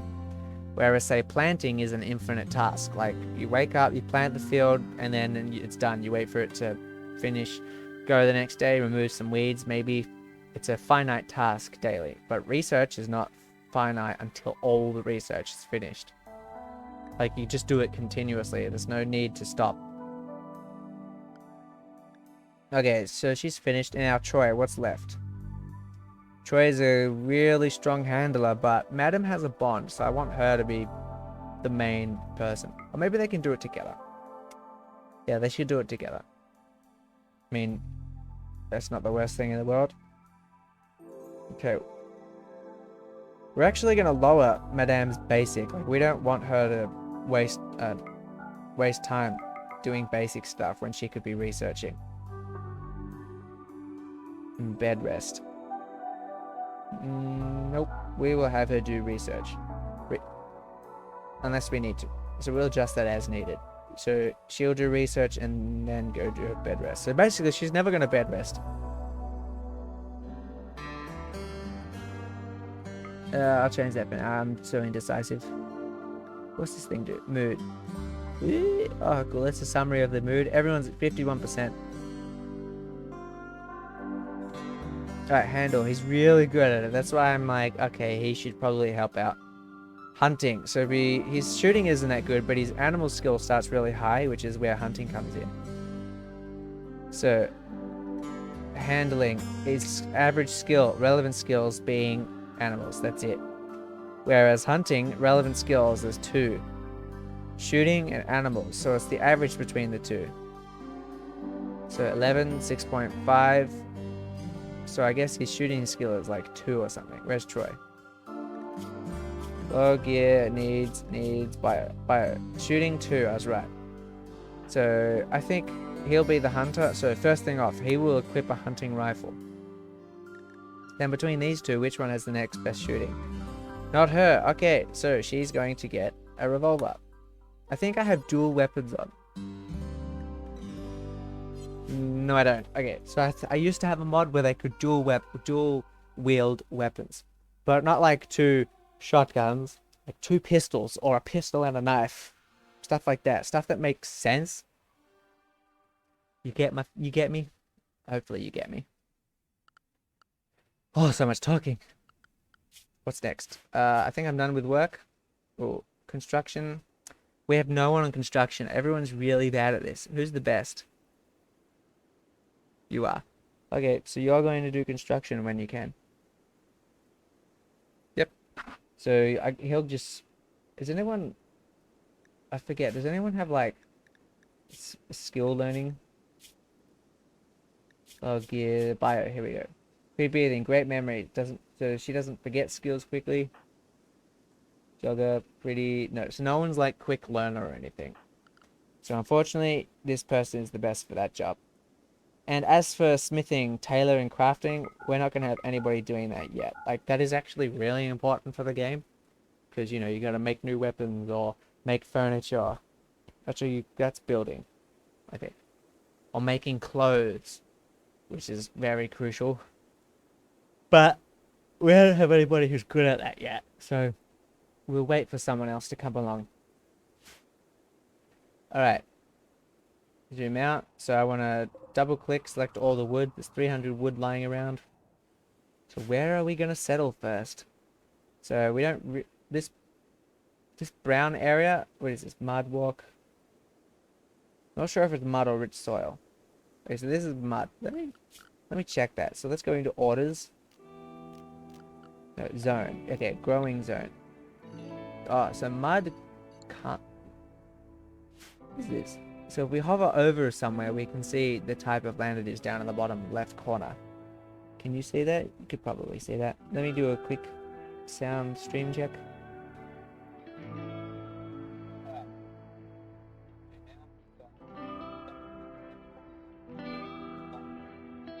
Everything's good. My internet speed right now is pretty bad, which I can't really help. Sorry about that. But it's never been this bad, so it'll get better. I think my wife is... Ooh, there's a dangerous animal there. My wife's using the internet, so that's why we're sharing a thingy. So it'll get better. So down in the bottom left, you can see details about this, where the mouse is, the ground. So rough granite walk, 87% speed. That's fine. And then the lighting. Lighting is important for mood. So mud walk speed, blah blah blah. What do we got here? Grass, 12%. Rich soil, which means if you plant something here, it will grow much faster. And then when it comes to mud, I don't think you can build on mud, and you can't plant on mud. So I feel like this would be a kind of shitty spot. In saying that though, I'd like to have my farming here. And being in the center of the map gives you more time to react to raids. So I'm imagining, we put a wall here, maybe? A wall here? A wall here? We could do a risky strategy and start in here. Some water to defend ourselves from, and the enemy only has one area to attack us from. If we put our defenses up here, like this could be a little kill box. Kill boxes are pretty convenient in this game for the player, but they do kind of take away the challenge. Like, they're just such a simple solution for defense. Like, I like being near water, but there's a bit too much here, and there's a lot of mud, so building here will be a bit mendoxai, a bit tedious and bothersome. I'm the kind of builder, though, in saying all this, that likes to build into the mountains. Like, I usually have my first base, maybe in this part. So I'm thinking that we're gonna start in here.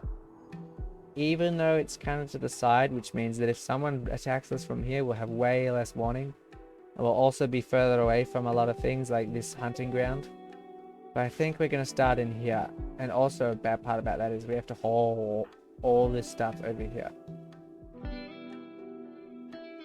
Okay, compromise. First thing we're gonna do is we are going to make a big hole. Actually, no, we're not. I was gonna say, let's put a mine. Let's just mine a hallway down here, but that opens us up. Like, this is an easily defendable area. Okay, first things first. Let's just do some simple planning. Zoning. So, basically zoning works to organize the map. I want to put down a stockpile. Where's the stockpile? Ah, stockpile button. So a stockpile will hold everything, I think, basically. Food, weapons, equipment, building materials, statues, facilities. What do you call, like, tables and workbenches? Stations, workstations. This is a tricky map. I've never been so indecisive. I like squares and easy to understand maps. Okay, orders, mining. So the way orders work is, say for example we do mining, anybody who has mining as a task will then go to all these spaces when it's in line with their priorities, and then I'll do this. Stream's really laggy. Yeah. Can't do a lot about it, I'm sorry. Let me see if I can... I'll have a look at my... It's either I think it's an internet problem. But let me check. It could be a graphics card problem, because my graphics card is quite a bottleneck. Okay, let's see. Performance. CPU. Nope, it's not a GPU problem. Yeah, it's an internet problem. So my internet is not quite able to keep up.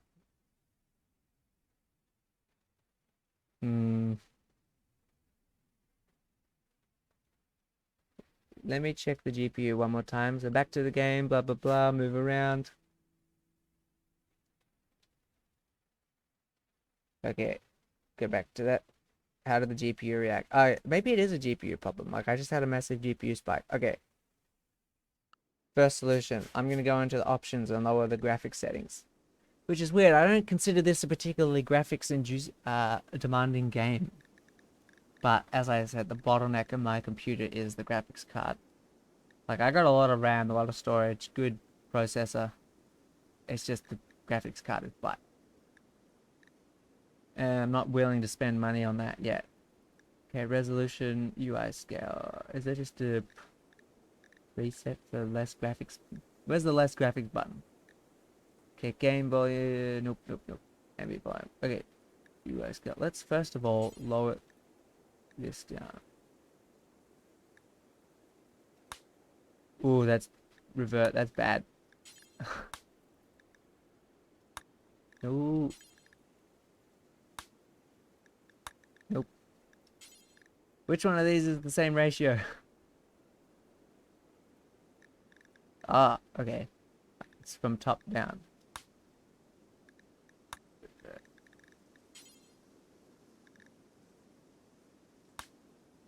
Okay, I'm just gonna do one by one until one actually fills the full screen. 3, 4, 5. Oh, this is getting worse. 6, which... Oh, that works. Okay. Try disconnecting your other devices from the internet. So right now, the other device is using the internet. This computer, my phone, which is I'm using to check on the stream, because I don't have a more comfortable way to monitor the stream, and it's just a phone. It doesn't require as much information as a full computer, and my wife's computer, which she's using now. But I'm guessing that if it's a GPU problem, which is possible, I may have just improved it. I think I did a little bit. Let's check. Sound check as well. Blah, blah, blah. Still paused? Yeah, good. Still paused.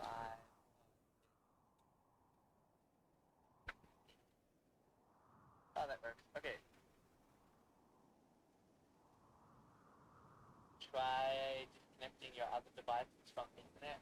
So right now, yeah, there's a very long delay between things. It's like a 1 minute delay. I don't have a more comfortable way to monitor the stream, and it's just a phone that requires much information as the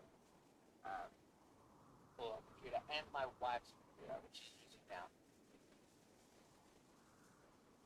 I'm guessing that if it's we like to have fun, man.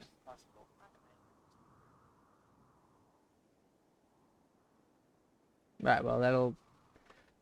Past Mitchell will let me know just shortly. Yeah, there's a big delay, like a 1 minute delay between... like a 1 minute latency. Yeah, still pretty laggy. Okay, let's go back into options, see if we can, like... Maybe we have VSync or something? I've always found VSync to be a problem, but I don't know what it is. I don't understand it, but it's never been good for me. US scale, 1:1, custom cursor, full screen, hats shown, plant. Wind sway. Okay, we can get rid of that. Show real-time clock.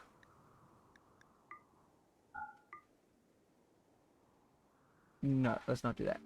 Show animal names. Keyboard configuration. Choose language. Open save folder. Open layer. Log file. Reset helper. Learning helper. Run in background. Run what in background? Run the game in background when I'm not here. Yep. Pause on load. Pause on major threats. Yep. Temperature mode. Celsius. Of course. Autosave interval 1 day. Storytelling set. Oh, can we change that? That's silly. I don't think you should be able to change that. Permanently disable development mode. Nope. Enable test map sizes. Development mode. Okay. I think that's the best we can do for that. But yeah. I have not the best internet in the world. I think I could do some Ethernet, but I'll have to set that up for the next stream. Like, if it's continuing to just be so butt, I'll set up Ethernet, but I'll have to rearrange my house a little bit. So I don't like where the Ethernet cable is. Oh, thanks for your help, Level Up Gaming. I will definitely improve that. But yeah, it's been streaming for like less than a week. It's been an on and off problem. So, like, I was playing... What was I playing? I was playing 7 Days to Die. And the stream was fine. Unless I was using full graphics because I had a GPU problem. And I believe now I'm not having a GPU problem. I'll double check that again. But 7 Days to Die is a much more GPU heavy game. So I changed the graphics and everything went back to normal. Okay, GPU. It's so confusing. Why do I have two GPUs? Is one of my GPUs... Do I have two? I'm smart.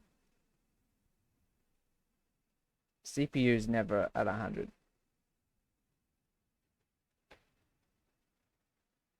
Open resource monitor. What's this do?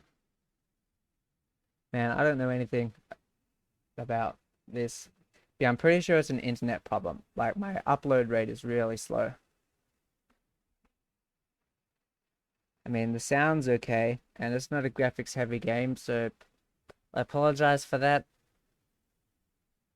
But this is the best I can do right now. This is the best I can do in this stream. So hopefully I've managed to make it better for the next stream. Sorry, Masen. What can I do? Yeah, I might be able to adjust some things. So yeah, thank you, Level Up Gaming. I will try harder next time. So let's get back to the game, shall we? So what are we doing? Alright, so we're down here. Gonna start mining that. Okay, let's just quick as a quick thing. Put it down a stockpile. So this will make our colonists just start bringing all the things down here over here. Alright.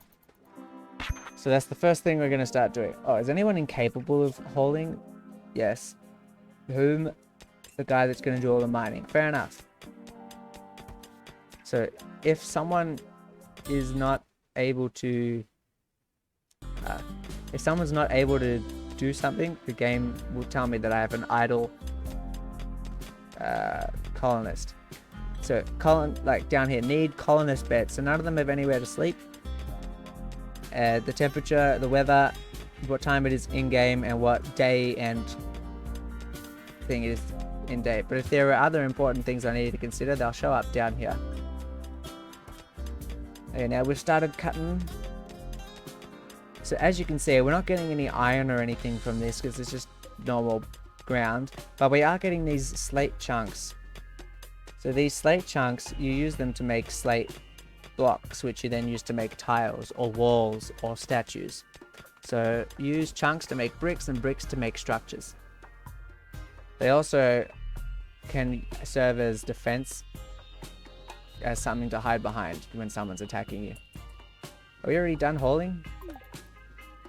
So what's he doing? We can click on him. So he's going for a walk.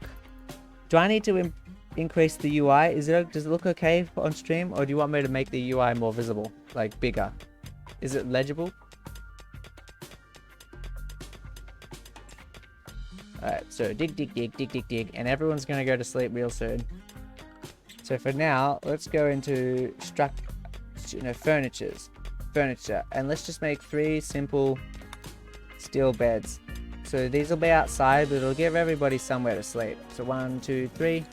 I don't think anyone's on construction. Someone is. So they're really bad at it. So there's a good chance that... you asshole. Okay, let's prioritize working on the beds. Give everybody a bed, alright? Oh, wait, we have a night owl, don't we? Bio, night owl, yes. Okay, so she needs to sleep in the daytime. So, night owl. Let me refresh the hours. And it's a mood loss if awake during the day. 11th hour to the 18th hour. Okay, so schedule. Madam. So, blue... Wait, no, blue here is sleep. So, 11th hour to the 18th hour. So, she can do anything she wants during any other hour except in this time. She has to sleep. So that way we can avoid getting the negative mood penalty. Alright, so she might wake up now. No, she did not. So let me quickly give a rundown of the mood system in this game. So here we have social, bio, needs. Okay. Oop, just a sec. So here. Food, rest, recreation, mood, beauty, comfort, and outdoors. Alright, so these 6 on this side, they all average out to affect the mood. If you have a mood that's too low, the colonist it has a chance to have a negative event happen. So there are 3 kinds of events. Minor break, major break, or extreme break.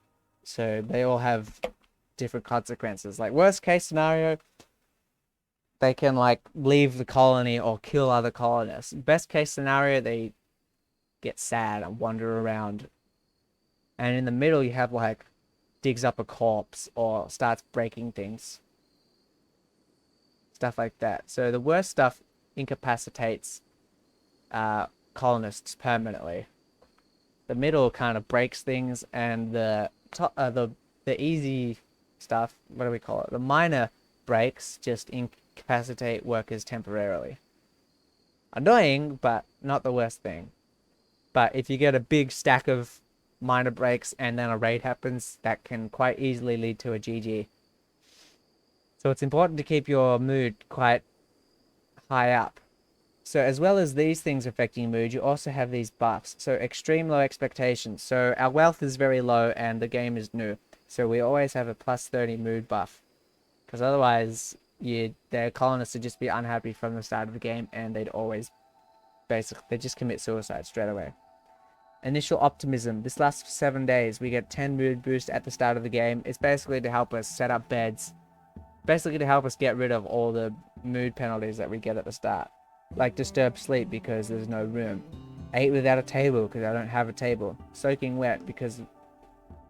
Why are we soaking wet? Probably because we had to walk through this river. An unsightly environment because this isn't a room and we're exposed to all the dirt outside. So these things, the game expects you to have gotten rid of them after 7 days. Which is very doable. So everyone's sleeping. Let's wake up Madame. So now she'll stay, because she's a night owl. She'll get happy now. Let me see. Night owl at night. So yeah, she gets plus 16 because she's doing stuff right now. Recreation fully satisfied. So recreation, electric-key. Hello, hello. Hi, how are you? Thank you for coming to my stream. I put my chat back on because I couldn't see it. Sorry. Electric-key. Does the UI need to be bigger? Like, can you read everything on screen? Should I make it bigger? Please let me know. Welcome to the stream. Thanks for coming and thanks for chatting. We're playing Rimworld. So did we grab everything already? Let's deconstruct that, because that'll give us some interesting materials. Did we grab everything? No. Oh, we need to hurry up and grab this thing. It's decaying. Like side. Electric side? Okay. UI is great side. Thank you. Thank you very much. That is very important to me. I want you guys to be able to actually see the game. So you can read flak vest normal. Awesome. Are you using a PC to watch the stream? Or a big screen? Because I imagine on a mobile it'd be difficult to watch. It's difficult to read. But hey, if you say it's okay, that's good for me. Alright, so dig dig dig. So we have a lot of things to haul, but she's not capable of that yet. Oh. You're on PC? Sick. Have you played this game before, Electrici? Electrici? Interesting name. Okay, when this guy is our resident kill everything guy, so we'll get him to wear the flak vest and the flak pants. He's already wearing the helmet and he has the gun. Sick. So when he wakes up, yeah, he's gonna do that. He woke up. And now Madame is sleeping, because it's sleepy time for her. Ooh, pardon me. Oh, I'm kind of hungry. Snack time. I came prepared. So like, Tim Tams are pretty good. I love a good Tim Tam. But these things called Arufoto, Japanese thingy. Very nice. Good snack for me, like a chocolatey biscuit.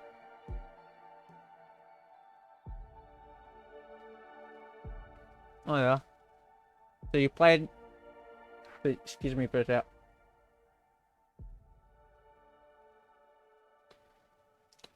So you've played this game quite a bit, but make lots of mistakes? Never beaten it. I feel that. I've got quite good at this game.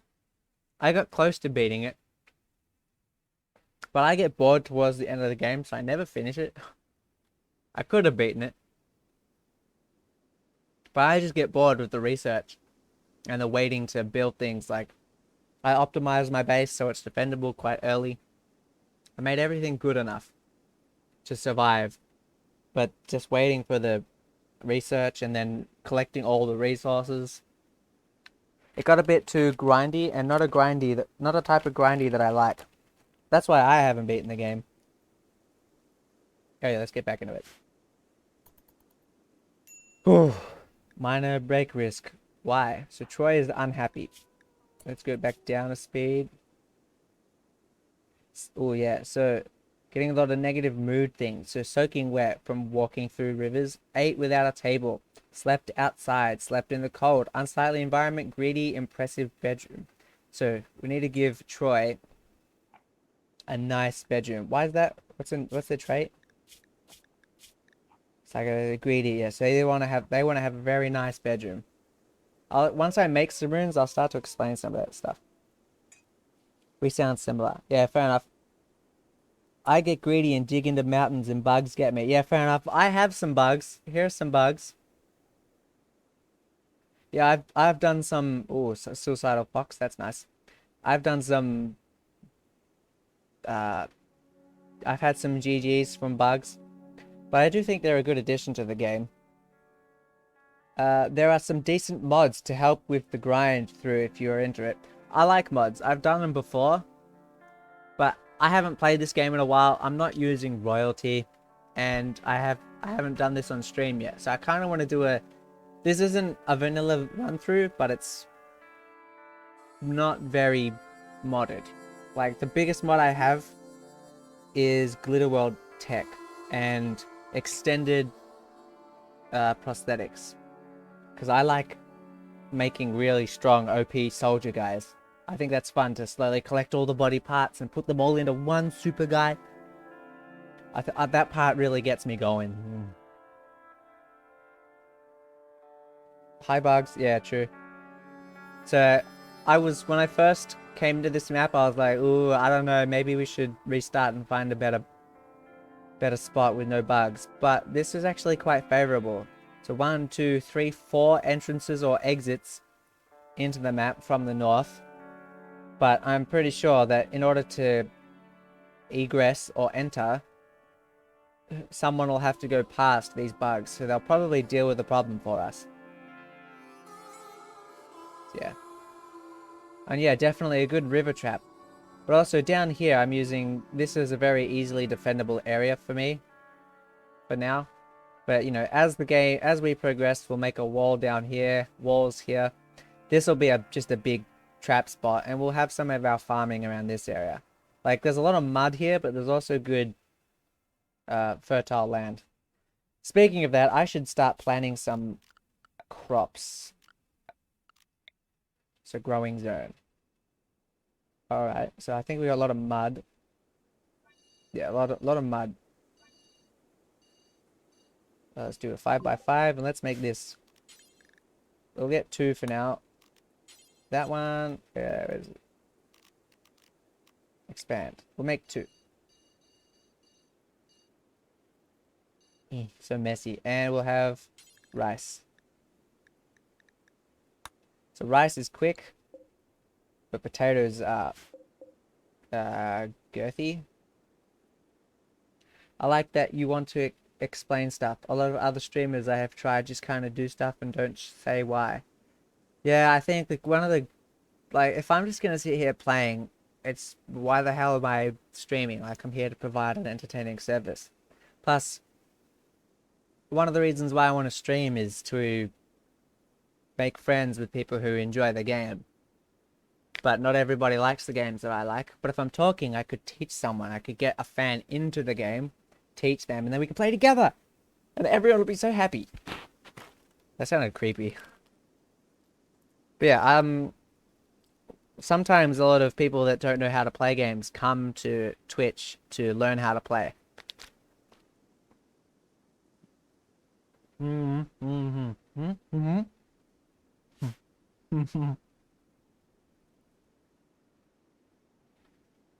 But another thing that a lot of people do is that they don't watch the stream, they listen to it.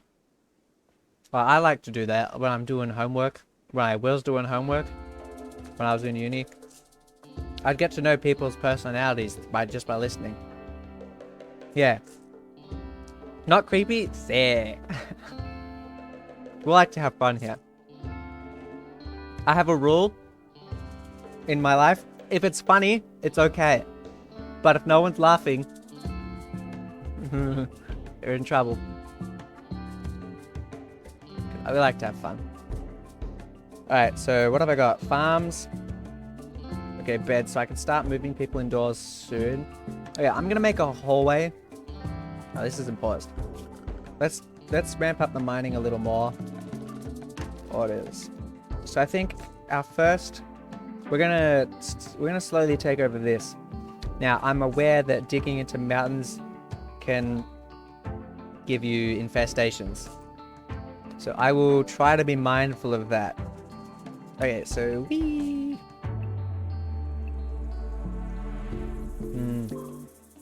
Okay, and this will be stockpile number 1. Ooh, that's a bit too big for now. So let's just... Where's the cancel button? Cancel? So I want to have a big hole for storing stuff that is easily accessible. But this will take too long. So I gotta make this a bit smaller. Where's the... I don't want to cancel, I just want to cut it in half. Where's the button? Zone orders. Allow friend. Remove plans. Yeah, that'll do. These aren't plans. These are orders. Where's... Deconstruct? Cancel? Yeah. Cancel. Oh, and I need to cancel the middle one as well. So there are roofs in this game. If you make a room that's too big, the roof will collapse. So you gotta have something in the middle. But for now, just having a stockpile like this big, indoors, important.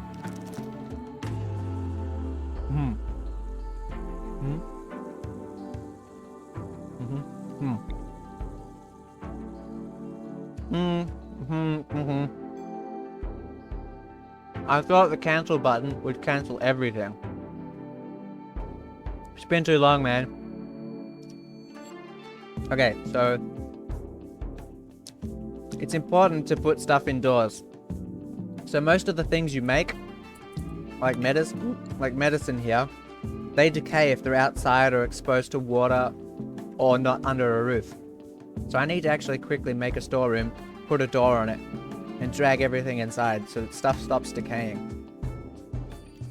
So, with the storeroom, okay, let's just hurry up with that. I think that's the most important thing for now.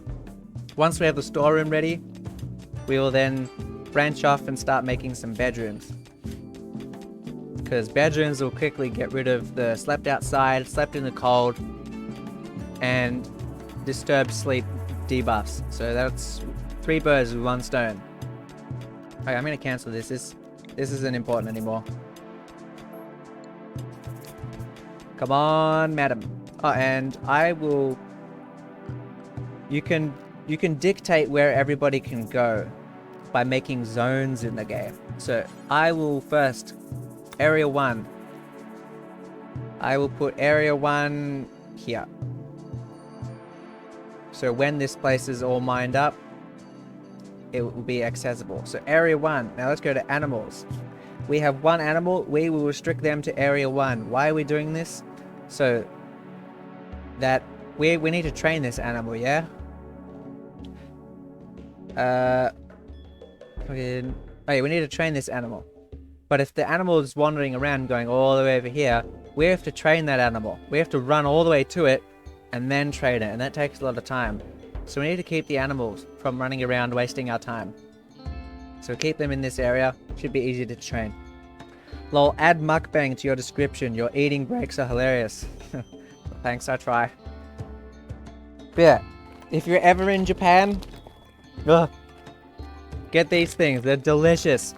Like, if you like Tim Tams, but you just want to relax, because Tim Tams is very chocolatey, and you need a break from Tim Tams.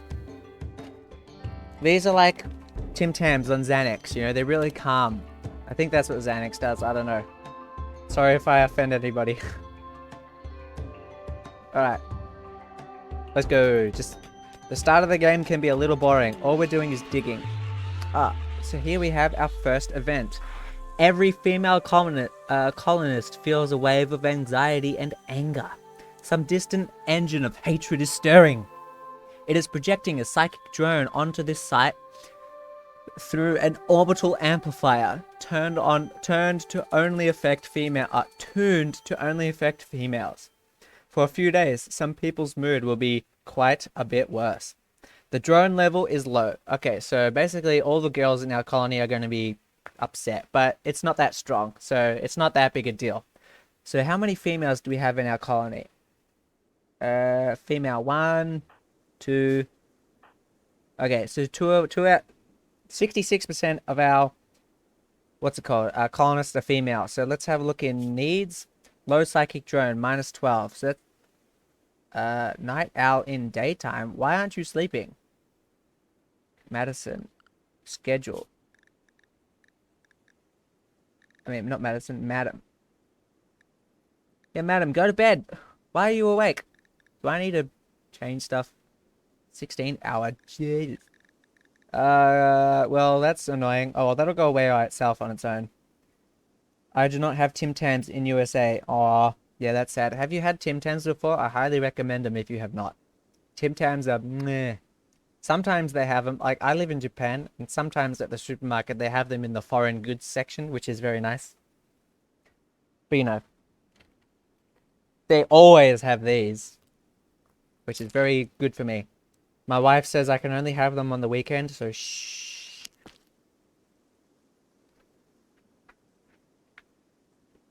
Don't tell my wife. What?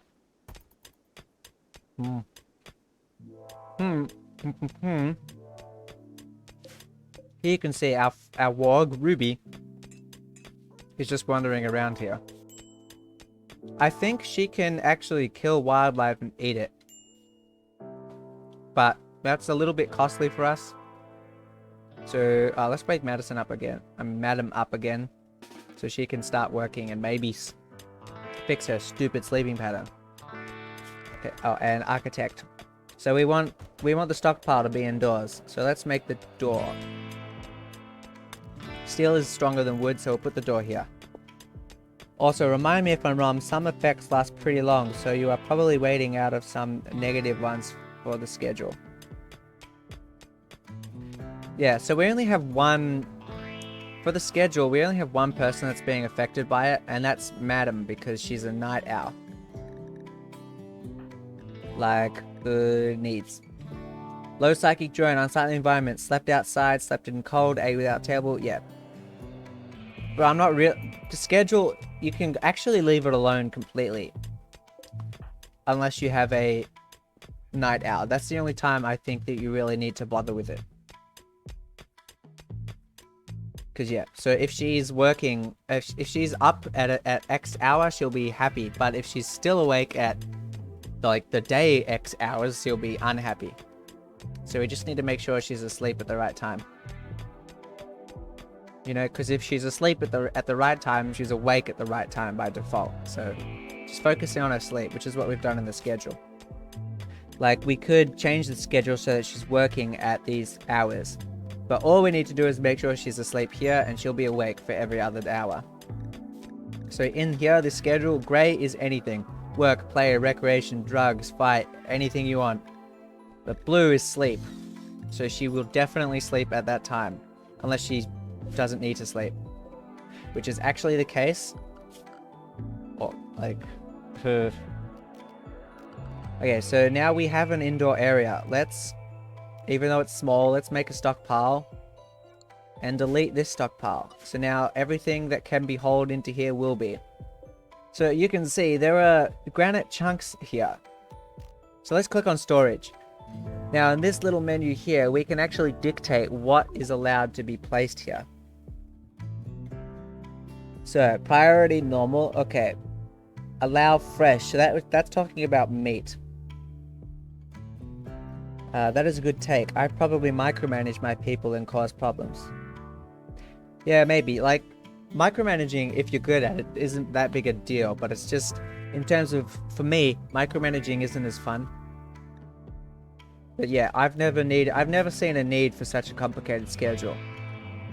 Like, recreation, I don't see recreation as a button that you need. Like, I think work, anything, sleep... Oh, what's more important? Like, let's go into work. What's more important? Like, maybe research should replace the recreation section. Or if you're installing mods as well, you could replace recreation with like self-care buttons. So eating, recreation, and then mods, washing, drinking. Because there are some good mods that I used to use that did that, but they weren't perfect mods, so I removed them for this reintroduction roleplay. Reintroduction playthrough, not a roleplay. I'm not roleplaying. I couldn't roleplay. Well, I could, but not today. Oh yeah, so where were we? Oh yeah, so here we can dictate what is allowed to be placed in this stockpile. So at the bottom you can see there's two X's, meaning chunks and corpses. So corpse means human corpses, animal corpses, bug corpses, alien corpses. No bodies of any kind can be placed in here, be that fresh or rotten. And also chunks. So these are chunks. These aren't allowed to be in here. So when someone brings something in, they'll also take these chunks out to make room for the stuff that is needed. Make sense? And this is our first room. So now let me quickly explain rooms to you. There's a bunch of buttons down here that turn on displays, but I'll just do rooms for now. Toggle room stats display. Okay, so you see this blue box? This is a room. It doesn't have a obvious function, so it's just called room. Like if there was cooking equipment in here, this would automatically be called kitchen. And I don't think you can manually name rooms. So just a heads up for anybody that wants to name the rooms. So this room, it has in this playthrough, it has 5 criteria for its score. So Impressiveness. So is it like a beautiful room with lots of statues? No, it is not. It is negative 55 because it's full of gross objects.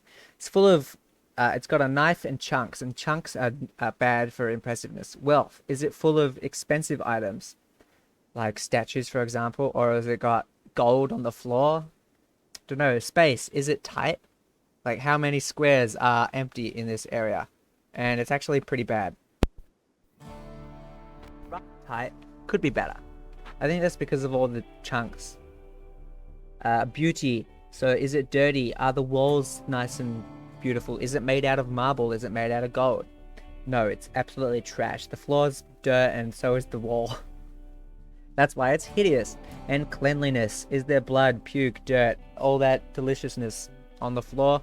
Yes, there is. But it's getting better. Like, you can see Pristine here. She's got a little broom out. She's improving the situation as we speak. You're just going to keep on mining. Okay, so this door, it takes a long time to walk through, so I'm just going to hold it open. So this does not make it an open room, or it doesn't let the beauty or anything bleed out. It just stops them from stopping. Oh, we've already run out of space. Okay. Why haven't these granite chunks been taken out? Oh, because Madam's asleep. I think I only have one worker. I mean, one hauler. Alright, Madam is not the hauler, that's why. And priority handle. I guess these two are busy doing other things. That's why it's not being hauled out. How's Ruby going? Because I'd really like her to hurry up and start hauling stuff. Where's Ruby? Here we are. Ruby, thanks. Needs health. So animal needs are a lot better and they aren't affected like we are.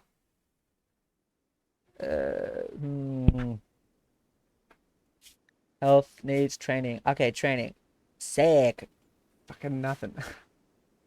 Oh, so up the top here and down here you can see we have one idle colonist. Pristine is idle. So in her work tab we need to give her another job to do. Hold something. Okay. I'm not going to wait for her to realize that she can do that. So I'm going to make a dumping stockpile. I'll put that here in this area. So here they will put all the corpses and chunks by default. I'm not going to change that yet because I don't need to. So now she should be grabbing all the chunks that don't need to be here. Haul. So haul means move. My favorite mod to use is housekeeper cats. They clean and haul a ton but are pretty rare.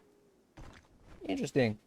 One mod that I saw was kind of interesting was like welcoming mat or something, which lowered the amount of dirt that... Oh, you see, something interesting just happened. I didn't kill this turkey.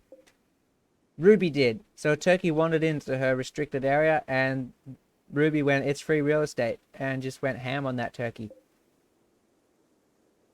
Ham on the turkey? Sure. Oh, good. So it's happened now. But again, we're lacking space, so we need to make this a lot bigger. We don't have the space for that yet, so it'll just get bigger as it gets bigger. We really need to hurry up with this mining. Yeah, Ruby, you murderer. What?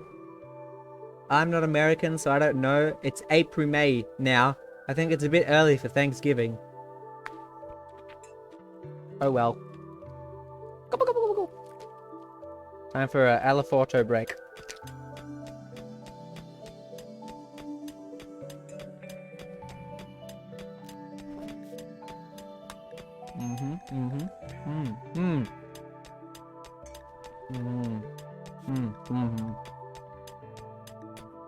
So I have two idle colonists. What's... Seriously, they have nothing to do? Okay, Troy. What else can Troy do? Okay, let's make Troy construct something. Do they have any passions that they're not doing? Okay. Pristine has some passions for mining and planting, so actually, I will give her some priority 5 tasks. Grow, mine, and plant. I'll do growing 6. That'll change later. It is close to Thanksgiving next week, so maybe she is planning. Oh yeah, true. Oh, yeah, in real life, Thanksgiving's close. In the game, it's April, May. So I'll just let her know that she was a week too early or 2 seasons too early. Tell me about Thanksgiving. I know nothing about it. Like turkeys. America. That's all I know about Thanksgiving. Feel free to enlighten me with any trivia regarding Thanksgiving that you know.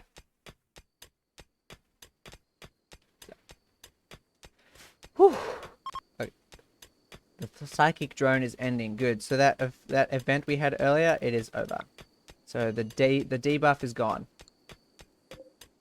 And again, let's haul ass with these chunks. Go, Madam, you good thing. So I guess now's a good time to start making some plans. Some more mining. Here I'll have a kitchen. I can't remember how big my kitchen needs to be. And around the big, what's this thing called? Around the big warehouse, we'll have workstations. My voice is getting a little hoarse. And here, let's have a common area, rec room. But I don't want this to happen yet, so I'll just she can't reach it, so she won't do it. Now, just a little further, let's start making some bedrooms. How much space do I have? Yes, let's go. Let's do some. Let's make some generous sized bedrooms. So 4 by 5. And we'll have a nice hallway. So this will take a while. And I anticipate we'll have more later. There are a lot of takes. Basically, story is pilgrims arrived and then indigenous... I'm gonna start again. There are a lot of takes. Basic story is pilgrims arrived and then indigenous peoples helped them out with big feast because it was probably super snowy by now back then. And I assume turkeys were easy to hunt. Okay.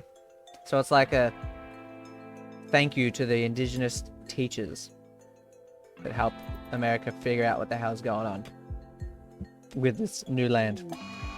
Oop. Sad wanderer, Troy. Okay, so Troy is now having his first... the turkey expired again. Troy's having a mental break. First one, sad wander. So for like for the rest of the day or until he collapses of exhaustion, he's just gonna wander around doing nothing because he's too sad. So we have a look at his needs. What was the last straw? So Troy has broken down and is wandering around in sadness. This happened because of poor mood. The final straw was rebuffed by Prasine. Ooh. So Troy has a crush on Prasine. Oh. So he got rejected and that was sad. Sad times.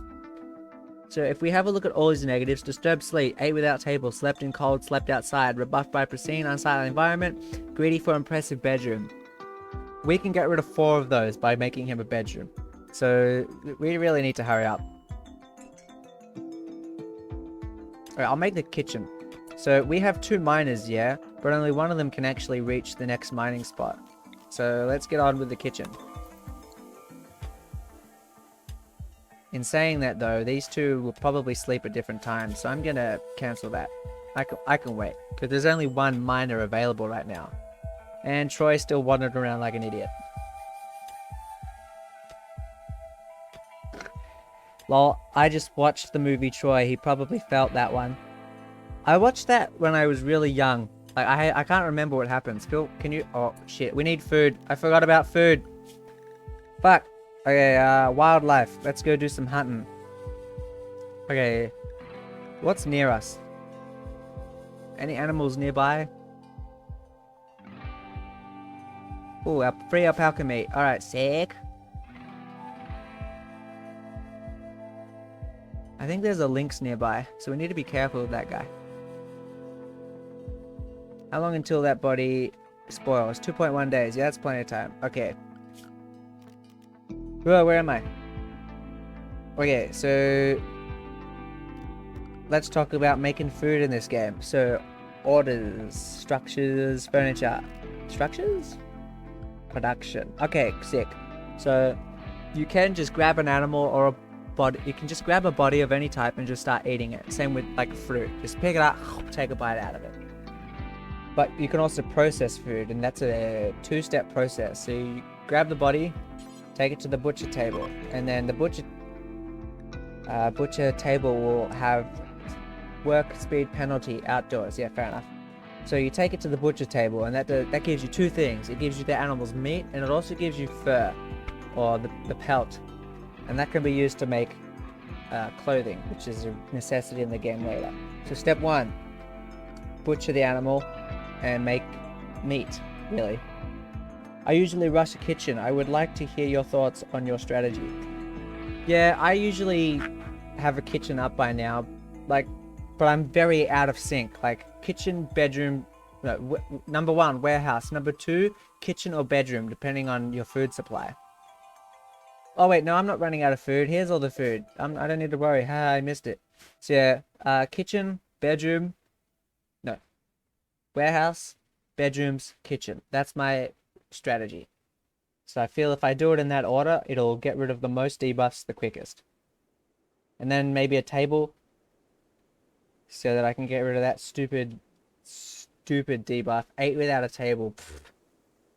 When I was a teenager, I was rather antisocial, as a lot of teenagers happen to be. But I didn't like eating at the table. It still makes me a little uncomfortable because that's what I did. So for so many years, I didn't eat at the table. My mum hated it. She'd like, sit down. I'm like, no, I just wouldn't. And every morning I'd, get up, grab my cereal, my Wheat Bix, and then I'd balance on one leg and eat my cereal. So I really like doing that. But nowadays, I sit at a table and watch YouTube. And even then, it's still not quite the same as sitting at the table with your family. But these guys, they get a debuff for it, so that's pretty lame. Oh, we got lots of iron over here. Sick. And now that this room's finished being made, let's fully expand that area and haul ass. Slate chunks. We have granite chunks already. Sick. I thought we only had slate ones. Good. Granite is the strongest material in the game, so I'm gonna enjoy the shit out of that. Oh, these bedrooms are gonna take a while. Good thing we got Madam on the job. Oh yeah, kitchen. So, kill the animal, butcher the animal, and then you gotta cook the meat or the rice, whatever food product you're using.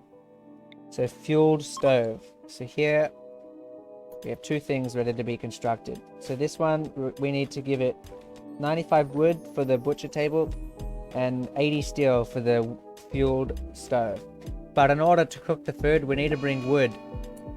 Sad Wonder, Troy, yep, an eclipse. One of the moons of the planet has orbited in front of the sun. An eclipse has begun. So you might notice that these, what do you call these things? These events are colored. So we've only had we've had 3 events so far, and they've all been yellow. We had the Psychic Drone, Sad Wanderer, and Eclipse. So yellow is kind of like, you should be cautious of this thing. It's not good, but it's a little bad, but it doesn't have to be. Which, actually no, it's mild. The consequences are mild. Let's summarize like that. Because mood penalty, Sad Wonder is definitely bad. Psychic Drone, definitely bad. And Eclipse is definitely bad if you're relying on the sun. And that would be the case if you're growing food or you are using solar panels. So I like granite because it's the strongest material. It's the strongest walls. Granite is good against sappers. It takes them the longest time to get through. Same with like explosions. It takes the longest time to get through granite. So that's why I like granite. It's just the strongest. That's why I like it. I like granite and marble. Granite for the exterior and marble for the interior so that it's beautiful. Okay, I gotta hold these. Oh, and while I'm making things, so I want to quickly make use of these granite chunks. So production, where is it? Stone cutter's table, sick. So right now these are all just outside. That'll change. Oh, wait, do I have a guy? Good to know, thanks. Yeah, no worries. We like to have fun here. Electricify. electric psi. Should I mispronounce the k in electric psi or electric psi? What do you think sounds better? I think electric psi sounds better, but it's your name, so it's your choice. Oh, good. We nearly finished one bedroom. Okay, but I want to make some granite doors because they're really strong. But a bad side about using granite doors is that stone doors, you know, granite, marble, slate, they all take longer to open. Yeah, okay, I'll make wooden doors are the normal speed. You keep losing connection for me every once in a while? Yeah. My internet is subpar. Like, all my life I've had not great internet. I'm sorry about that. There's not a lot I can do for it today. Tomorrow will probably be better. Like, the room I'm in, I'm gonna rearrange everything so that I'm closer to the modem. Because, like, I have the modem and the table at the opposite ends of the room. Because that's the way things got set up initially. And it was fine up until now. So I'll connect an Ethernet cable tomorrow. So everything will be fine. Yeah, I am conscientious of this fact. It does bother me, but I don't want to stop the stream and rearrange everything. It won't happen quickly. Plus, I'll be moving soon, so like, it's not good timing. Okay, let's build a copy of this steel door here in this bedroom. And who has the worst mood? So I have installed a mod called Moody. It enables me to get a summary of everyone's shit. See what's up. So, colonist, prisoner, and animals. Colonists. Oh. Okay, good. So now we can get a summary of who has the best mood. Real easy. I like this mod quite a lot. I don't need help. Can I get rid of the help? How do I get rid of this stupid help menu? Fuck off. No thanks. It's taking up space.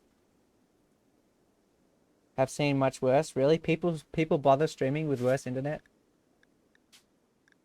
Can you tell me how to get rid of this learner help stuff? I don't want it. Custom cursor, full screen, learner helper. I did it. I'm Batman. F in the chat for learner help. Alrighty. So now we got that door on the way, and let's. Oh yeah, so Pristine has the worst moods. Oh wait, no. This guy needs a room first because he has an extra debuff. So let's reinstall his bed in here. You should make a mod list and link it below. Good idea. I don't know how to do that, but thank you for the advice. I'll write that down.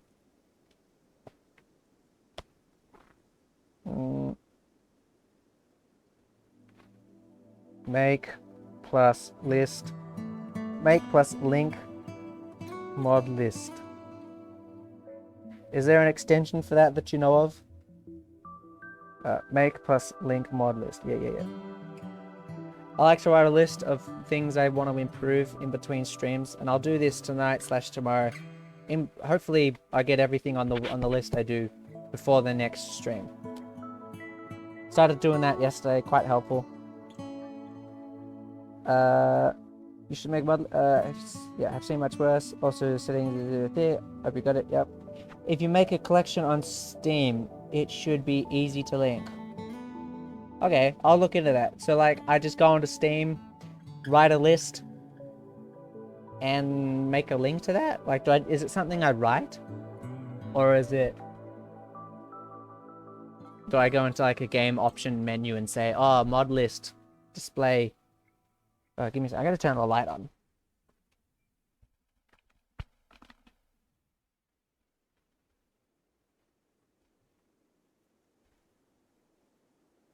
Oh, I just remembered I have a... Did I do something? I have some new hotkeys. I wonder if that worked. I should have used this before I got up. But I used my Burb hotkey. Did it work?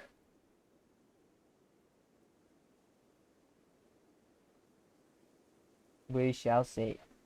Man, the latency is huge. Again, I'm sorry about my internet. Thanks, I made them myself, these knees. They're homemade. None of that imported bullshit. Really good for the, you know, the local economy to have locally made. Yeah, these knees.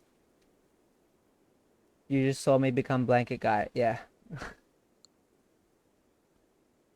Man, this latency is terrible. Okay. Back to the game. I'll stop worrying about my problems so vocally. Complaining isn't entertaining. Oh, my brother complains so much and it makes me complain. Okay, so in order to get rid of Troy's, well, in order to help get rid of his debuffs, he needs to have a really nice room. So that requires statues, expensive furniture, well-made furniture. But I can't really do all that right now. So step one, I'm simply going to improve the quality of the floor and the walls in this. So this is done by using the smooth surface button. No burp screen. That sucks. I'm gonna press the button one more time because I think I have an interfering hotkey in this game. Let's see. I tried it again. Hopefully the burp screen comes up this time. I just clicked and unclicked. We shall see. Solar flare. Yep, thanks. Alright, oh good, so that's 2 rooms down. Architect, smooth this stuff. Yep. So I need to reinstall this bad boy right here. Sick, so Troy's gonna work in his own room. Good. Just minimizing menus, I think. No, I minimized the menu. Yeah, that concerns me a little bit. I'd really like to be able to switch between... Yeah, that should be working. Verb. Main. Maybe I got one of the hotkeys wrong. We'll see. Oh wait, maybe it was Control, not Alt. Oh well. We like to have fun here. Oh, sick, it worked. I didn't see it, because I'm busy being a pro gamer. But I believe you. It works. Awesome. Thanks for letting me know. Yeah, today I said... Oh, I need to hurry up and butcher this. Oh yeah, I didn't... So... In this game, when it comes to making things and doing things, it isn't as simple as just placing the object, bang, it'll happen. Like, even with stockpile zones, it isn't as simple as just placing it. You need to go into storage and then select the items that you want to be placed. Like, luckily, storage spots, they already have by default all these items checked. So easy peasy. But, like you saw, I had to then make an extra spot for these chunks. Oh god, I saw it. Sick. So, expand. Right, okay. So with the butcher's table, you need to then go to bills. Bills means like orders, kind of like tasks. And it just works from the top down. So bills. Add bill. Crap. Just a sec, I'm having a technical difficulty. Okay, I have a chat on my screen and it's been nothing but a problem all day. So I'm not going to have that now. So if I don't read your message in time, I'm sorry. I'll fix that later. I'll think about how I need to do it. Okay, so add bill. First one. Ooh, I need to pause. Pause. Okay. Why is it not paused? Yeah, it's paused. Okay. Bills. Add bill. So number 1, butcher creature. By the way, a mod that I have, just a quality of life mod. It gives these little pictures next to the word. In vanilla mode, these little pictures aren't here. Ooh. Same, this is different to what I saw last time. So butcher creature. Good. And then, so then you go to details, because right now it says butcher creature ×1. Do X times. You click plus and minus to change how many times. And 0 means it's finished. They won't do it. So let's say I did 5. If I then butchered 5 creatures, it would go down and then 0 and then it would stop. But I don't want that. I want to always do it if I can. So do until... Good, so I want to do it until I have, let's say, 40 meat. So if I have 0 meat, I will butcher any animal that I can. Also, that's all I need to worry about now. Oh, I can be specific about which bodies I want to use. You can use human corpses. That is allowed. You can eat people if you want in this game. Even knowing the game, though I love the explanations, that is definitely your thing. Sick. Yeah, recently, my previous job was an English instructor in Japan. Turns out I'm awful at it. I'm good at explaining things, but maybe. No, let me change that. I was a language instructor. I was terrible at it. Maybe I'm a good talker. Maybe I'm a good lecturer. Like if someone gives me something that I know and I have confidence to talk about, I can do that. Because I know what I'm talking about here. But language teacher, I cannot do that. I am shit at it. But I realized today a skill that I got from my job. I can handle a mute audience really well. You know, a good skill of a teacher is being able to engage the students so that they get involved with the class. I couldn't do that very well, like for a couple of reasons. So I ended up talking to myself a lot of the time in class. So now I'm very good at that, which is kind of perfect for a new streamer, because most streamers don't actually have anyone to talk to. Good at talking and explaining what you are doing. Thank you. That's very good feedback. By the way, there's a suggestion box. If I'm not around or something, feel free to put a suggestion in there. Or if I miss your comments, put it in the suggestion box. I do look at it. Yeah. I think there's no new suggestions in there to my last time I checked. I'll check right now because I'm just such a good guy. Yep, sick. Alright. Nothing new. Okay, where we at? Oh yeah, so where was I? Do things until you have X. So yeah, I will always do this job until I have 40 meat. So I chop one elephant and the elephant gives me, I don't know, 200 meat. I will stop all the butchering until that meat is gone. Until that meat reaches 39 or less. Okay, easy peasy. But I want to explain things so that if anybody is watching this video after I've recorded it, they can then learn something. Plus, maybe I want to download the video and upload it onto YouTube one day. Gotta branch out. Okay, let's close that. So now, whoever is on cooking will do that. So that's just step 1. Then step 2, basically the same. Bills, add bill. So now I have 6 options here. Oh, this one's new. I didn't know this. So basically, let's just talk about the first 3. Cook simple meal, cook fine meal, cook lavish meal. So simple meal, you just eat it, you get a tiny like buff, a positive buff. You ate food. Cook lavish meal. So this requires a little bit more ingredients. I think you need varied ingredients. Like cooked simple meal, you just need 10 of the set of food ingredients. I think you can have 2 different ingredients, but you just need 2. I mean, you just need 10 ingredients. Lavish meal. Now, I haven't played the game in a while. I might be wrong. It's not hard to check. You can just watch as they do it. But a lavish meal requires... Consumes 5... Oh, there's an explanation right here. That's easy. Okay.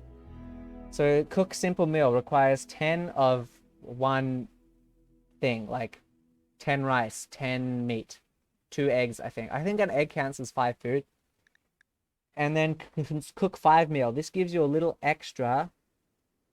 It gives you a little extra mood buff, but you need more resources.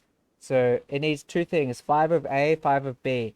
Where A is meat. Wait, let me click on this. Man, that's a really good tooltip, but I want a little bit more information. So 5A or 5B, where A is any meat product and B is any plant product. Makes sense. And then there's cook lavish meal. Real fancy. That requires 10 of A and 10 of B, and A and B need to be different, where B is plant material. Make sense? Sick. And then there's cook simple meal times 4, cook fine meal times 4, and cook lavish meal times 4. I'm not sure what the benefit of that is. Okay, 1 simple meal, 10 resources. 4 simple meals, 40 resources. Okay, maybe it takes the same amount of time. Like, why would I bother making the meals in bulk if it's just going to cost the same amount of resources? Maybe it takes the same amount of time. So if it takes a quarter of the time to make per meal. That'd be nice. Okay, so let's go. I'm very poor and this is just the start of the game now. So we're just going to make simple meals. Do it one time? No. Let's do until I have 10. How many colonists? 3. Let's do until I have 8. I might need more. I'll change it later if I need to. So I don't want to just, make... There's another option. There's do X times, do until you have, or do forever. So do forever means if I have the ingredients and someone is available, I will just keep cooking forever and ever and ever until I run out of resources. Why not do that? I mean, food's important. All food expires in this game. Most food expires in this game. Meals are definitely in that category. So we're going to make 8 meals and hopefully we can eat them all before they expire. An example of food that doesn't expire, packaged survival meals. These do not expire. I think they deteriorate if left outside. I could be wrong though. I said probably not. Didn't you know? So yeah, again, I'll quickly summarize the process. Gather the food, be that an animal or plant material, then take it to the butcher table if you need to. So you need to take the animal to the butcher table, not the plant matter though. And then once you've got your meat or your vegetables, take it to the stove and start cooking it. So this is a fueled stove. It requires firewood in order to heat it up. So a little extra work. And you can upgrade the fueled stove to an electric stove, one that doesn't require wood. And speaking of wood, I should chop some. I have some, but I need a little more. So I just went to the chop wood option, click and drag, and now I'm going to harvest all the harvestable trees. Now, as you can see, this tree is 77% grown, which means I'm not getting the full potential amount of wood from it. But I'm getting something. Like, I could wait till it's 100 and get more wood from the tree, but I don't care. But this tree is only 20% grown, so if I click chop wood, it won't chop it, because there's no point. Because it's too small. Alright, so we've been paused for 10 million years. Let's go back to the game. Oh yeah, who's my cook? I want to hurry. So this alpaca will expire in 13 hours. That's not desirable. I'd prefer to, eat that. So if all I do is chop up the animal, it will then, what's this guy doing? Butchering. Oh yeah, they have to take it to the stockpile first. It's really stupid. Okay. So the animal had like 13 hours till it was going to expire, but now I've changed. It's not an animal anymore. It's a new product. It is now alpaca meat. So now it spoils in 2 days. If an alpaca has 2 days to expire and then I turn it into meat, it'll have 2 days. The meat will have 2 days to expire. If the alpaca has 1 hour to expire and I turn it into meat, the meat will have 2 days to expire. So you can leave it for as long as possible. There's no punishment until it expires. Any questions? No? Okay. So right now, all Troy is doing is smoothing out the ground. Pretty boring work. Okay. Let's give... I feel like Madame is doing really important work right now. So let's give her the next bedroom. And we'll copy the door. Build a copy right here. We need to haul some shit. Okay, I'm going to make this pile a little bigger so we can move more of these chunks out of the way, because chunks are not good looking and they also slow down people walking past them. So solar flare, oh, okay, as well as an eclipse, we also had a solar flare, which is really bad for all your electronics. It stops all the electronic equipment from working, which is just really annoying. Other than that, it doesn't really have a big, it doesn't have a more damaging effect than that. But in the middle of a raid, it's pretty shitty. Oh, we have another dead alpaca. So I'm pretty sure this alpaca is being killed by a lynx. Does it have any body parts missing? Dead for less than a day. Missing body parts. 36%. Sick. So yeah, there's a lynx killing the alpacas and eating some of them. So I will haul that. And we have another event, visitors. So if a group of convenant A group from Covenant of Crowdo are visiting the colony. Sick? So we have 2 people. So these aren't traders, they're not hunters, they're just visiting. They're just here. So visitors can sometimes give us things, but it's not something you expect. That would be rude. Plus, it's literally just it's random. There'd be no point in expecting it. Let's make corn. Let's go crazy. Let's make some corn. Yep, the alpaca is being butchered. Okay, so this turkey corpse is ugly. I want to get rid of it. So I'm going to make another... First, I'll pause. I'm going to make another dumping zone, but I'm going to put this dumping zone in the water. So storage, important. So that means that it'll get pulled out of less. It takes a priority for storage. So allow rotten, yes. Allow fresh, no. So if there's a dead corpse and it's fresh, it will not get put in there. We don't want chunks in here. We just want rotten corpses. So the reason why I'm putting it in water is that items in water degrade faster. Outdoors, unroofed, in water, it degrades faster. I could be making a slight error here because this water isn't moving like a river. I've been busy, but if work allows, I would be down for some multiplayer Rimworld if you want some time. Is Rimworld multiplayer? I don't think it is. Like, I saw a video about a modded multiplayer Rimworld. I'll have a look at that. I play other games that I'd love to do multiplayer with. Electricite, if you play 7 Days to Die, I've been playing a lot of that multiplayer lately. Like, I've had 2 guests in my world. I also like Factorio. Oh, really? It works well? Alright, I'll check it out. And then, yeah. If we might play together, because I've never done multiplayer before. But yeah, I'd be down for that. But what about 7 Days to Die? Are you into that? I love some 7 Days to Die multiplayer. So Factorio, 7 Days to Die, Stardew Valley, but multiplayer in Stardew Valley is a bit... I think it's the game's too friendly. And maybe Farming Simulator, but I want to do Farming Simulator competitively. But I don't know what you're into. Electricite, tell me give me a list of all the games you like. Alright. So what's going on? Let's make another door, and then we can finally move the bed in here once. Oh yeah, so I guess this is the gather spot for our visitors. And the turkey is bones now. Dead for 5.2 days. Missing body parts 50%.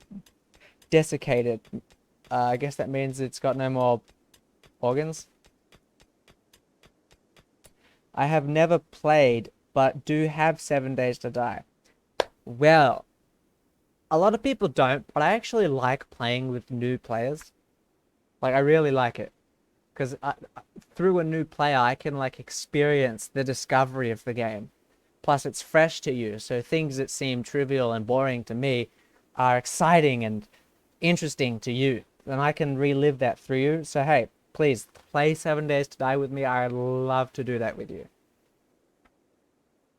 I need to go. I'll chat you up next time with some games and stuff. Yeah, whisper me, and we'll add it. Send me your Steam details in a whisper, and I'll add you. And then next time you're around, send me a message. We'll play some 7 Days to Die, because I'd love to play that with you. I love 7 Days to Die multiplayer. And yeah, I'll do some research into the Rimworld multiplayer, and maybe we'll give this a go. Because yeah, I've never even thought of this as a multiplayer game. But yeah, thanks for coming. Big thanks for chatting. And yeah, I hope we have a beautiful friendship. Goodbye. I assume you're going to bed. If you're going to work, have fun. Be safe. Everyone, this one's for you, Electricite. Oh. Happy early Thanksgiving. Alright. So where we at?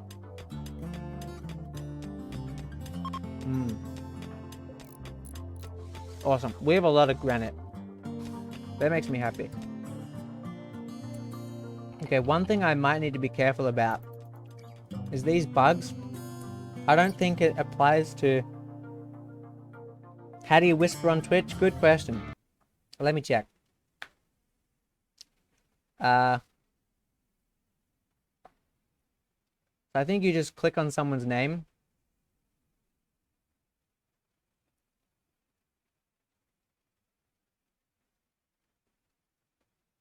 Oh, okay.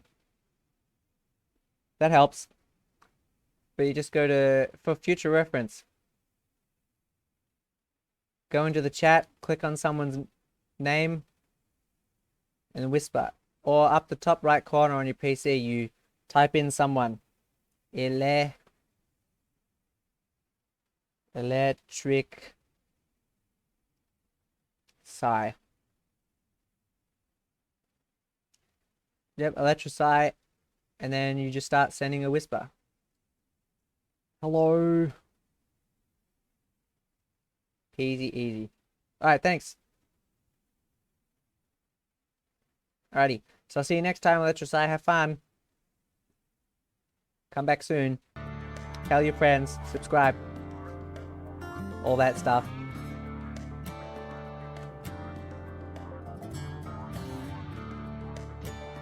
Have a good rest of stream. Thank you. I will try. You too, man. Or woman. You too, gender neutral pronoun.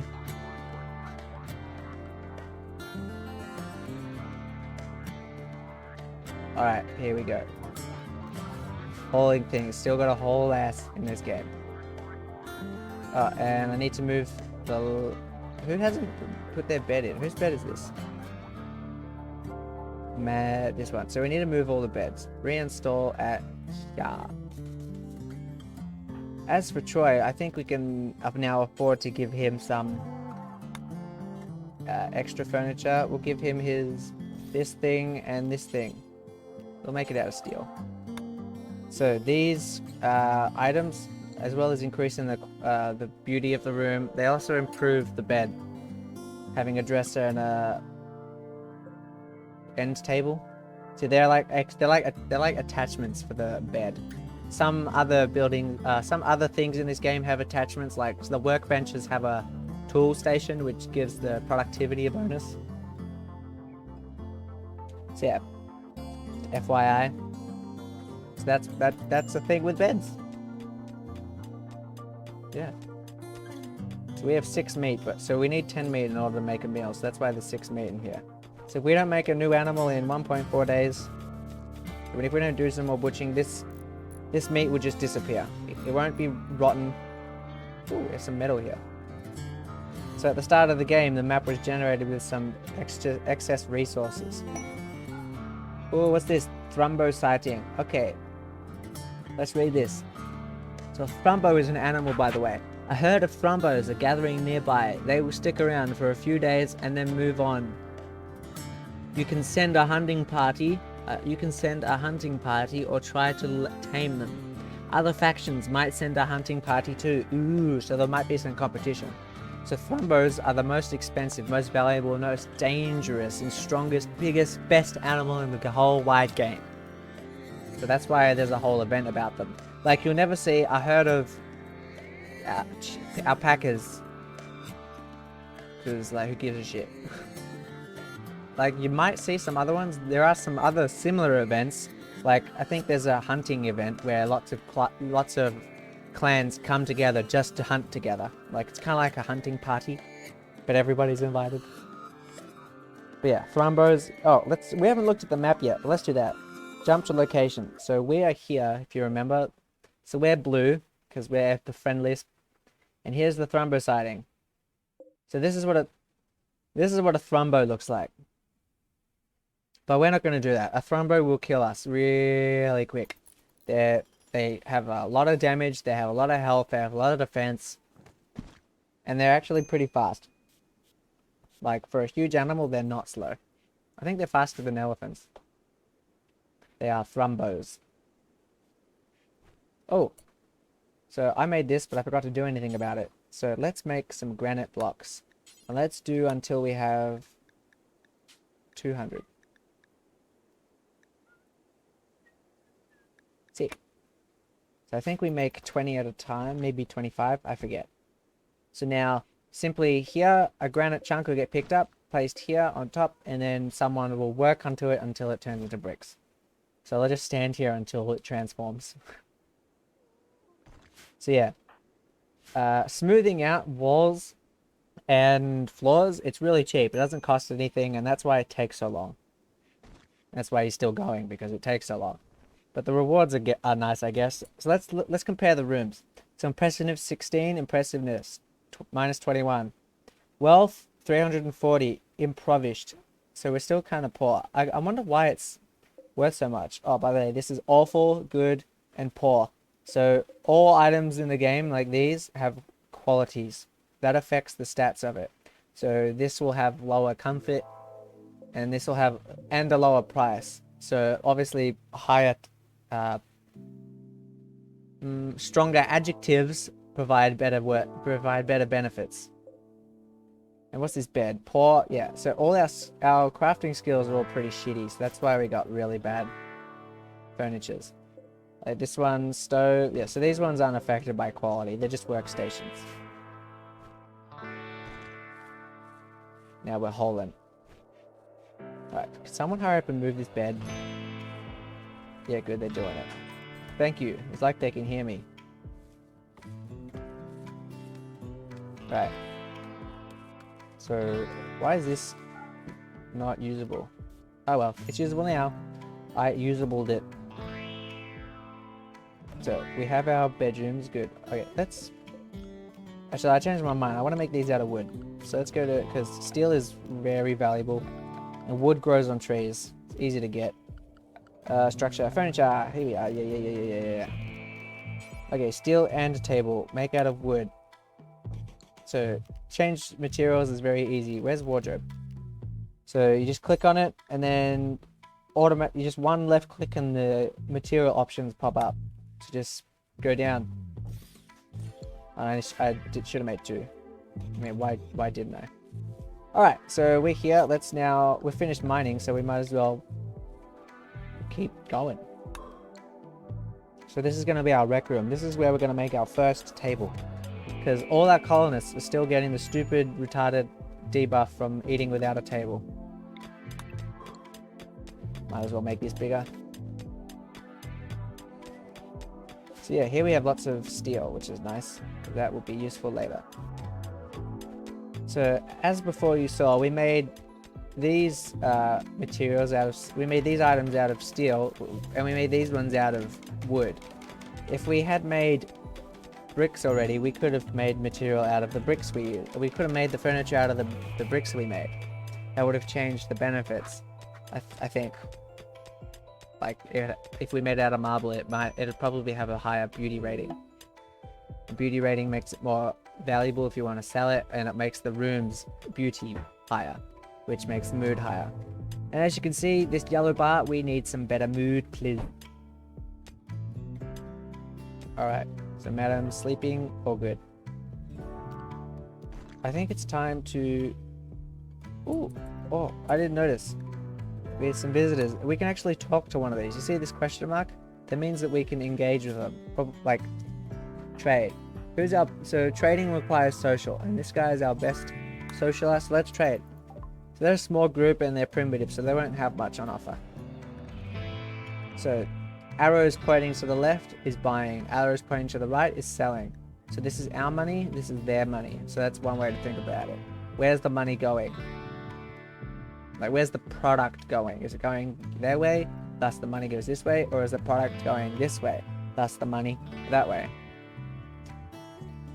Okay, what do they have?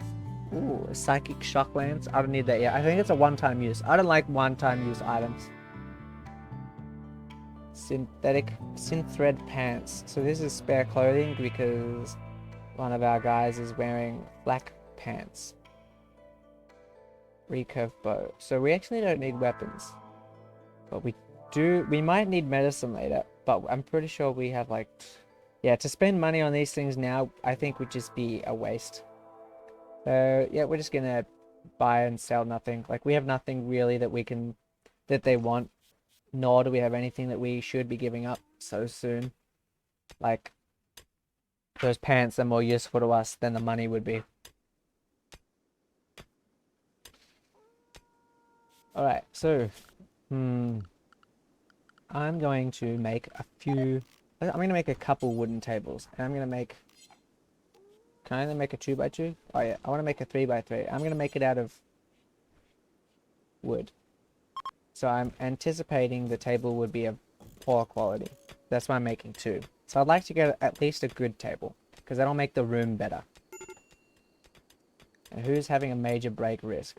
So this guy again. Why? What's up? So you need recreation staff. Oh yes, I forgot about that. So you need to actually build fun things. So the easiest fun thing is this. Just a stick to throw horseshoes at. And of course you can also make a chess table. I will do that. Chess table, and I'll make some chairs. Rotate with E and W. I mean E and Q. Good. So you only need one person to play chess in this reality. That's how you know it's not. That's how you know we're in the Matrix.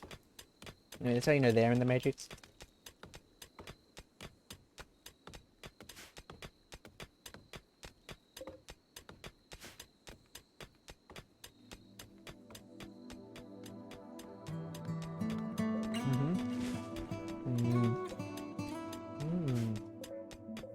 So I got normal, poor, and bad quality furniture. Oh, awful. There. 6. The game told me we have struck compacted steel. Such as this stuff. More iron. Which is good, because that's a very, really useful and versatile material in the game. Like, maybe the most versatile, most useful material in the whole game. I want to make this place a little bigger. So yeah, chunks are ugly. Colonists don't like them.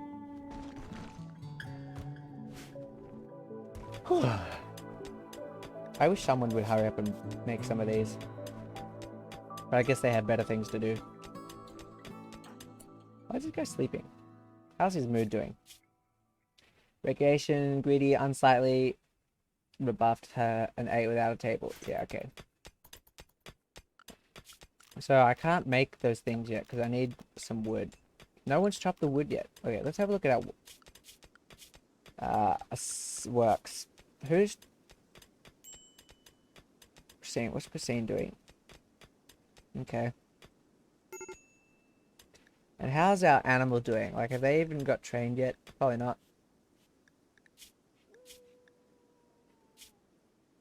Not even a little bit. Why? Oh, I need food. I'm running low on food. So let's go into wildlife and select a couple animals to be hunted. So you have to be careful when you're hunting animals because some animals fight back. Alpacas are not one of them though. So here we have alpacas and we have 2 options. That's why we have 2 X's. This one's hunt.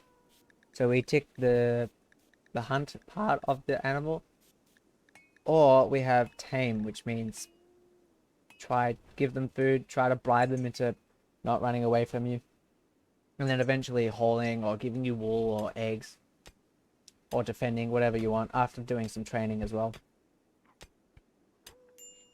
So yeah, that's the thing. I can hear a gun. Can you hear the gun?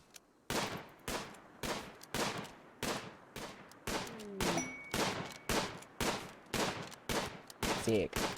That's really far away. I could ask him to go closer, but every time he shoots, his shooting skill improves a bit. Oh, we have some berries. So, yeah, let's harvest these, motherfuckers.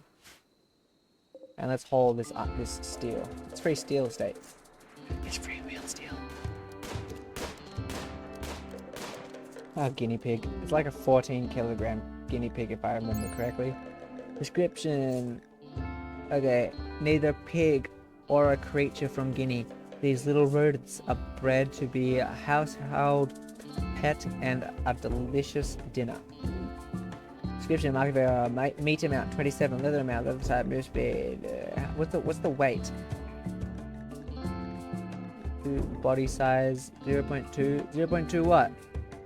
0.2 people, I guess. They're still pretty big, like a third of a human. Like that's like as big as my chest, or half the size of my chest. Crazy times. No wonder it weighs 14 kilos. That's a huge fucking guinea pig. Can you imagine a guinea pig as big as a basketball? Like a cat. Just call it a cat. Just call it what it is. Still not making stuff. Alright, so this is going pretty slowly, to be honest, and I reckon it's because our work priorities aren't set that well, but I don't really want to change it because constantly changing it leads to micromanaging, and that pissed me off. Oh, so we got 2 notifications. A grey one, which really does, it's more just information. Why aren't we have to meet? Why isn't meals being made? Why aren't meals being made? I don't know. Oh, and we have a self-tamed ibex doe. So let's go to our animals. Alright. An ibex doe. So this animal is ours. It'll do what we want to a limited degree. If we tell it to go here, it'll do that. But it's not a hauling animal. So I'm not going to kill it, but I'll keep it so that if I really want to, I can eat it later. Keep it for the winter. Winter is coming. Place is pretty dirty. Is that ours? Oh yeah, that's our dough. Stupid. Yeah, we need wood.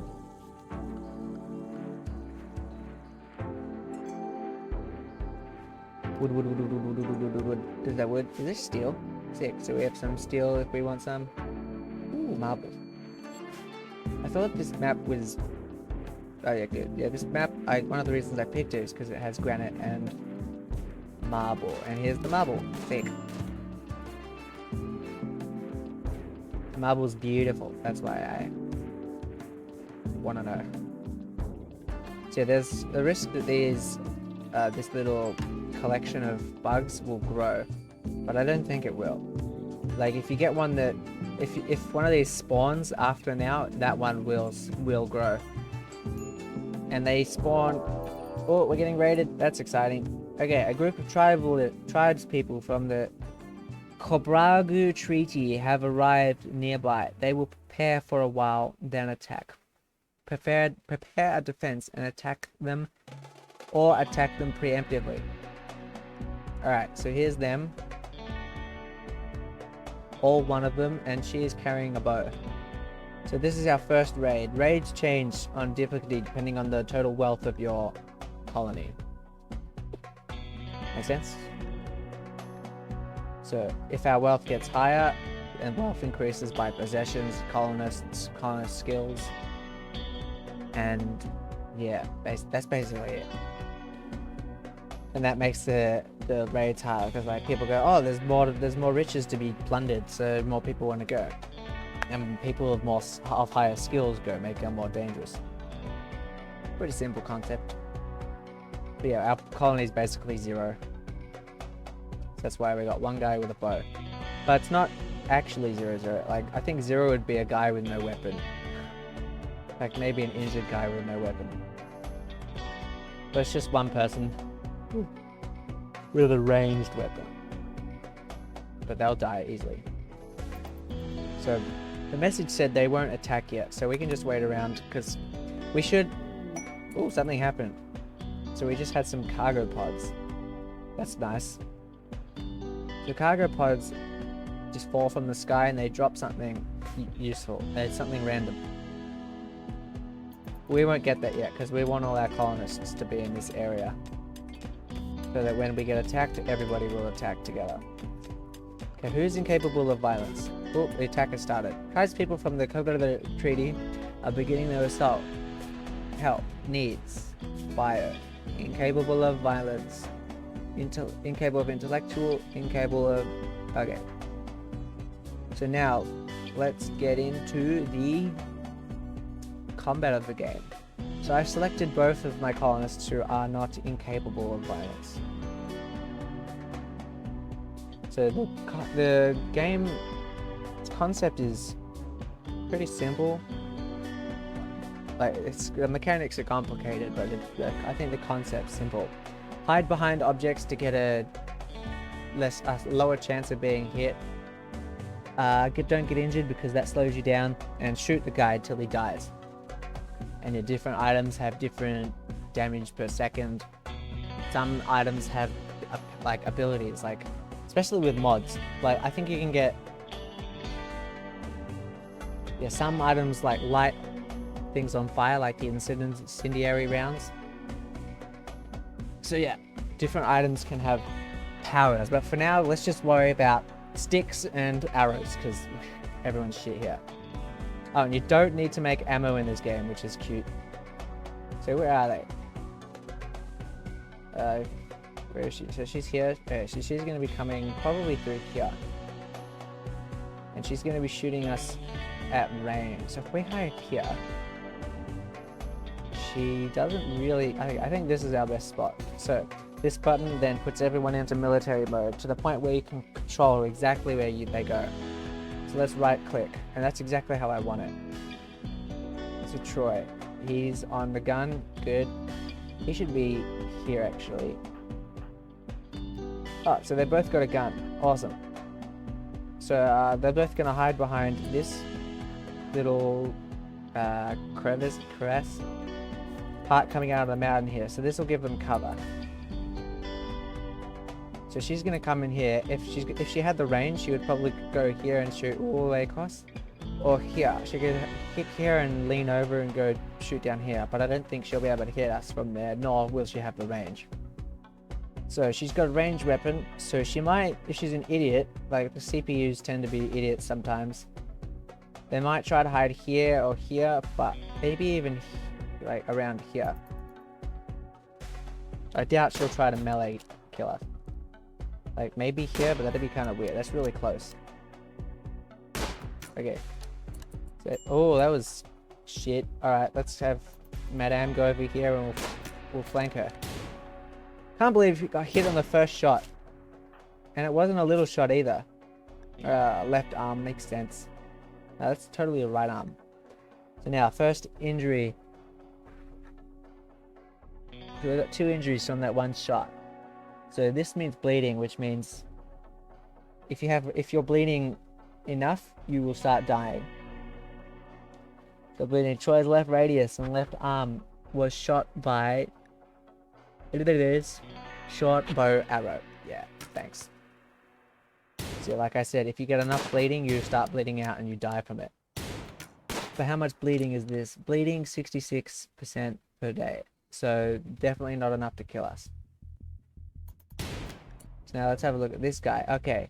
Bleeding 288% per day. Death in 8 hours. So we have torso, gunshot from the revolver. So she's getting hit by only this. By Madame. So bleeding, lots of bleeding. And this all 4 of these together equal 288%. She will die. But we're not going to wait 8 hours. We're going to shoot her dead. And we've been finished. She's dead. So when you die, you drop all the items you were holding. Also, we can actually strip her body and take her clothes. But clothes from a dead person are tainted. Some kind of taboo, so that if our colonists wear tainted clothing, they will be unhappy. So it's bad. You can wear tainted clothing if you're desperate, like you're gonna die without it because you're living in an ice sheet, like living in Antarctica. But it'll make you unhappy. But we're fine. We don't need it. Or we can strip clothes off and sell it. But again, these clothes are tainted. No one wants to wear them, so really they have no value. So there's no point taking clothes off her. So we're just gonna leave her, really. So X meaning we'll leave her, and sick. So we got some debuffs. What do we have? Needs 8 without a table, observed corpse. So she saw this body and now she's unhappy about that. And she has an awful bedroom and everything is ugly. So she's finished. She's going to go do her thing now. So this guy needs medical attention. Let's see, look his health. He's in pain. So, needs serious pain. 8 raw food. Really? Okay, that sucks. That's my bad. I could have fixed that. And he wants a nice bedroom. Yeah, this is kind of basic stuff. But yeah, serious pain. That's from this fight. So he will now go and rest, and Presine will fix that when she wakes up. Because medicine is her most important thing. Yeah, being a doctor. So as soon as she wakes up, she's going to fix this guy. Assuming he's in bed. Which he probably will be, because she She'll wake up soon. He won't. Oh, he'll wake up later than her. So yeah, she'll go and treat him. So she'll grab some of this medicine. And she'll make him feel all better. His room is really clean, yeah? Yeah, good. So he's got no dirt in here. So his chance of getting an infection are low. Not impossible, very possible, but just low. Because as I said, it's very clean in here. Plus her skill is pretty good. Alright, so one of the debuffs he has was darkness, yeah? Neat. Quite comfortable, so that's from his bed. Initial hope. Hey, with that table outside there. Okay, so there was darkness. We don't have that yet, anymore. But we can do something about that so it might not happen later. So we can actually make everything brighter. So one will probably do it, but I just like to have two. I like to be symmetrical. So that requires wood, and eventually those torches will need to be replaced. Do we even have wood? Yeah, we do. I have, like, no food. Is anyone hungry? Colonists need treatment. Low food. Okay, so no one's hungry yet, but we definitely need to start doing some hunting. Okay, bison, So, remember I said some animals retaliate if you attack them? Some animals retaliate as a group. So you need to be careful about which animals you attack.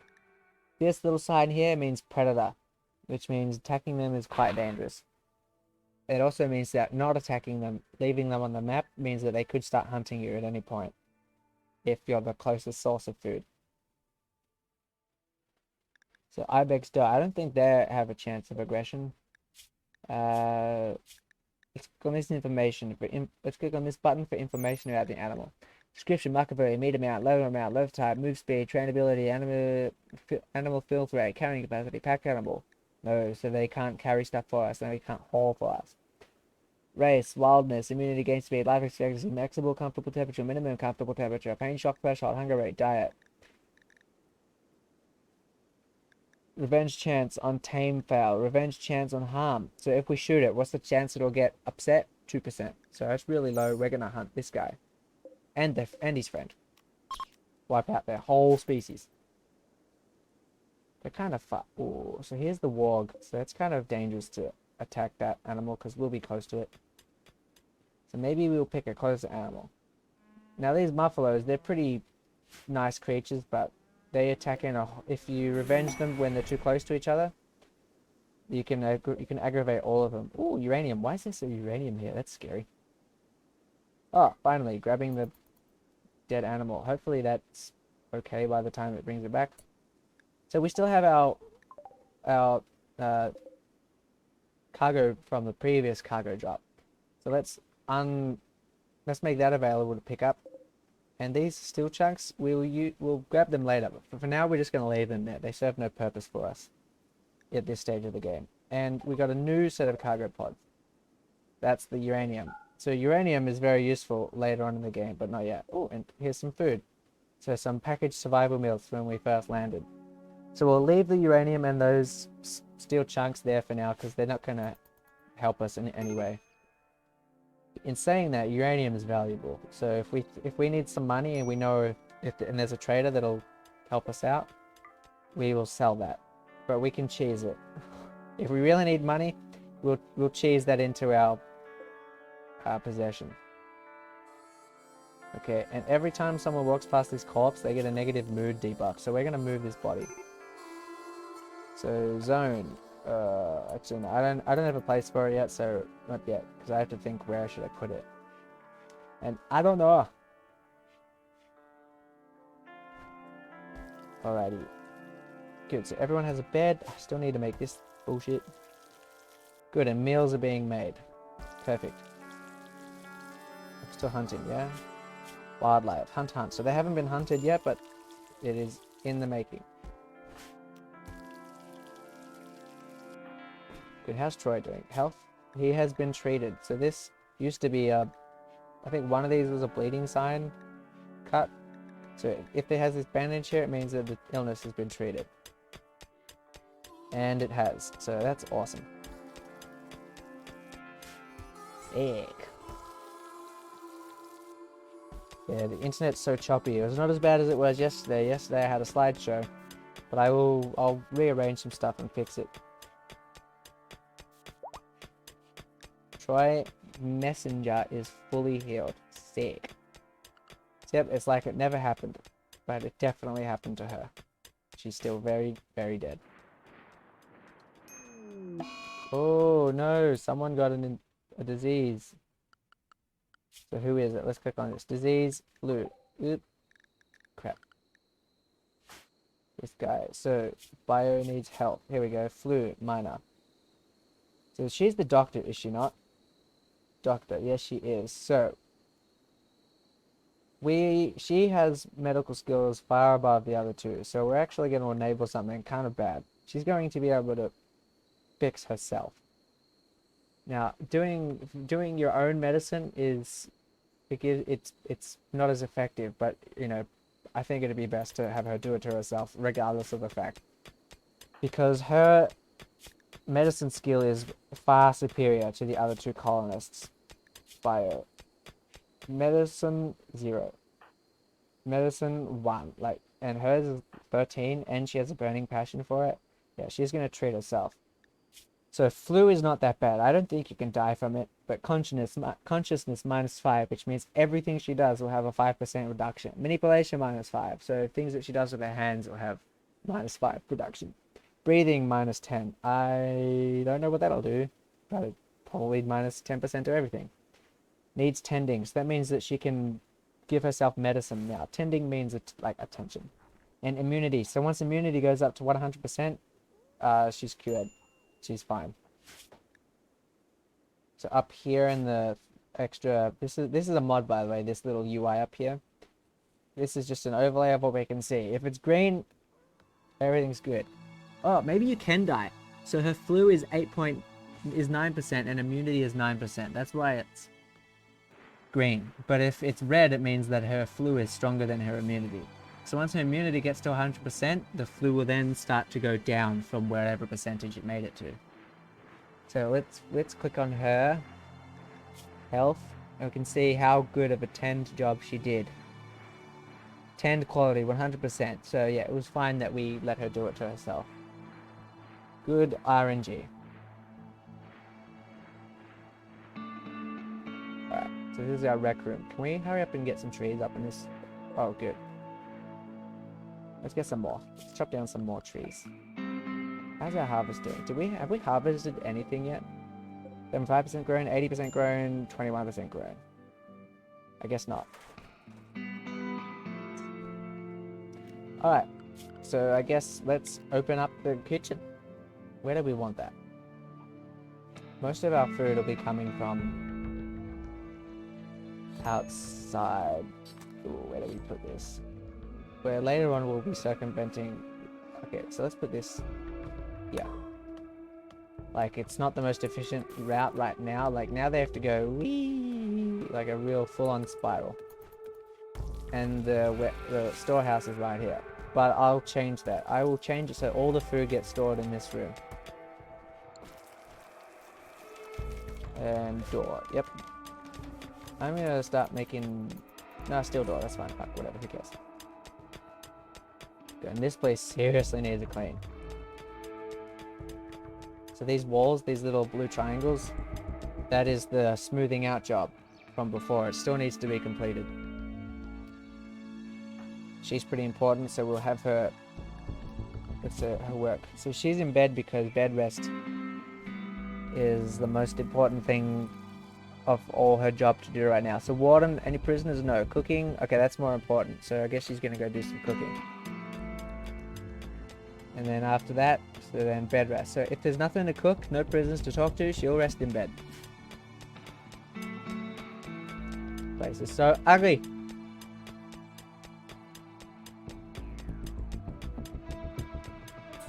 Nice. Are we finished hunting? Did we hunt everybody? Yeah, we did. Okay. So, bison, muffalo, boomalope. Boomalopes are interesting. They're animals that explode when they die, so they're really dangerous. Oh, here is this percentage tells us what's the chance of them retaliating upon an attack. That's convenient. So let's just go kill some turkeys, because we need food again. And let's kill all the guinea pigs. 14-kilogram guinea pigs. Let's kill them.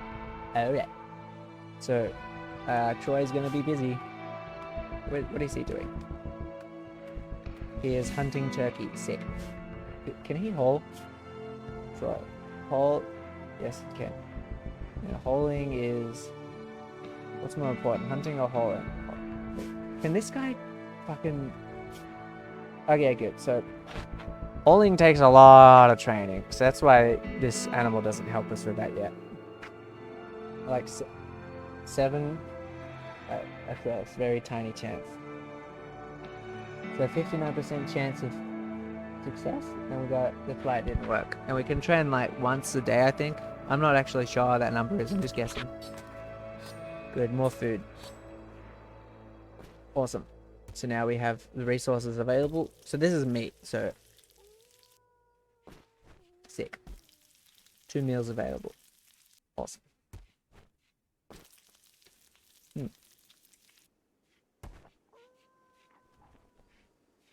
Oh, good. We finally finished making those pieces of furniture. And we got a bit of light made. So the lights don't turn off at night time, and having lights on during the sleep doesn't give them a negative buff. In fact, I think they prefer it. Good, lots of wood.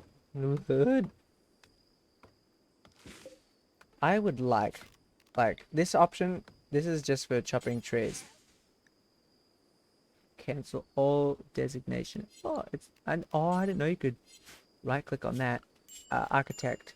Orders, chop trees. I wish there was an option to make it only harvest 100%, but not that big a deal. That's a lot of wood. So what's up? Low food? Yeah, I know. Minor break risk 2. So these two have low moods, which puts them at risk of minor breaks, like Troy had before, where he was just wandering around. Colonist needs treatment. Yeah, so this circle here means that treatment is needed. So her flu can be tended to now. She's sleeping, so she's not doing it right now. And yeah, that's it. Everyone's kind of happy.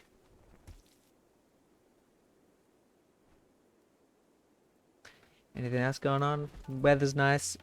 It's still summer, I think. Yep, still summer. How hot is it? 26 degrees, so we need to maybe start considering storing some food, because one thing that affects... Ooh, we're harvesting some rice, that's nice. One thing that affects the how quickly food disintegrates is whether it's frozen or not. So if things are near frozen, they depreciate slower, but if they are just full on frozen, they will never...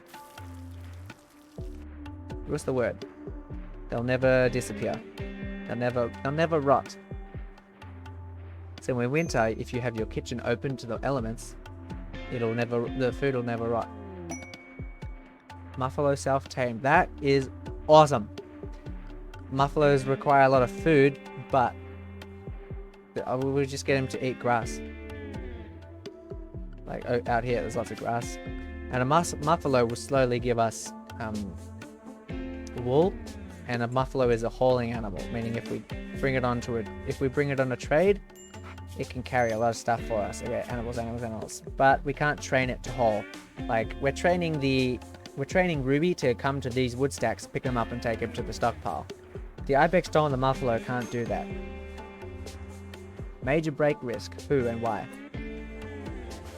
So Priscine has a major break risk. How she do it? Needs 8 without a table. I'm working on it. Soaking wet because she has to keep walking through this stupid lake. Sweaty because it's warm. Awful bedroom. Yeah, it'll take a while to fix, to be honest. Unsightly environment, recreation, unfulfilled. She can do that. Sick. Yeah, fair enough. Darkness. Yeah, that'll be fixed once she goes into her bedroom. And hungry. That'll be fixed now. And jealous of Troy's bedroom.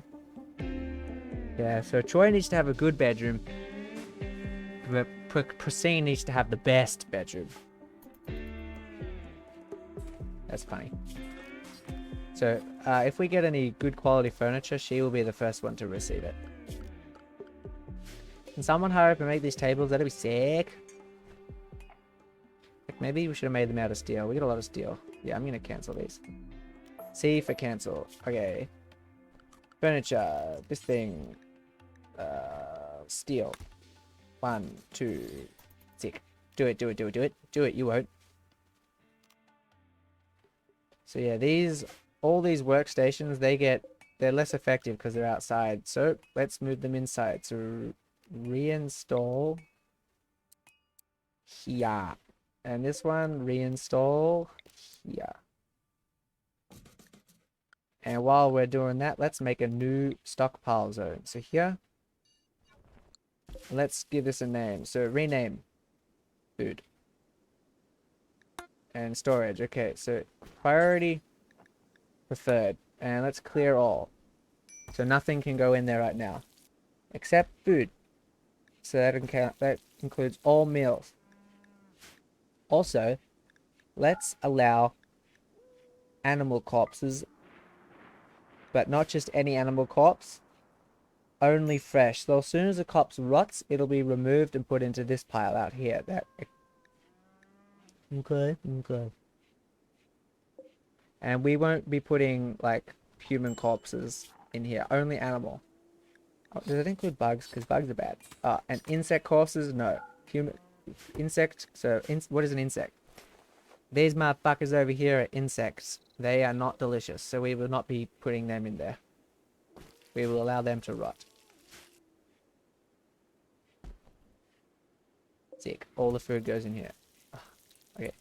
Can you... Once you've done that, prioritize these 2 tasks. That'll go much faster for everybody. Sick. Muffalo self-tame. That's so good. So this room will slowly fill up with muffalo wool, and really slowly. Female, awesome. Okay, I think it's hunting time again. We could hunt the muffalos. There's a very low chance that they'll want to fight me. But might as well fight the the low % chance ones, even though they're low wielding animals. Vermalote's a stallion. There's horses in this game. Can you ride them? Oh, they gotta be hauling animals. I doubt they are like capable of training information. So maybe tame ability advanced, so they can probably haul for you. And carrying capacity 150, pack animal. Yeah. That's really good. I didn't know you could get horses in this game, and horses will be fast. Oh no, blight. Okay, so this is a really annoying event. So it means that all these plants are fucked. So we need to chop them. And blight spreads. I don't know if it'll spread to other plants. So let's hurry up. Cut plants. Who's on plant cutting? Everybody's a shit. Eh? Well, whoever's on plant cutting, they're all about to really want to do it. That is the most important thing right now. A mad guinea pig. So now we're being attacked by this guinea pig. It's in manhunter mode, meaning it'll try to attack any human character near it. So it doesn't have to be in our clan. Right. So I need to change something. So they're all fleeing. I need to change it so that they're Can I change it here? Where can I change it? Assign. Okay, so I just made it so everybody is, when they need medicine, they get they just get normal medicine. Or when they're being aggressed by an animal, they will attack. But Christine is incapable of violence, so let's have this guy. Okay, you need to go into a better spot, dude.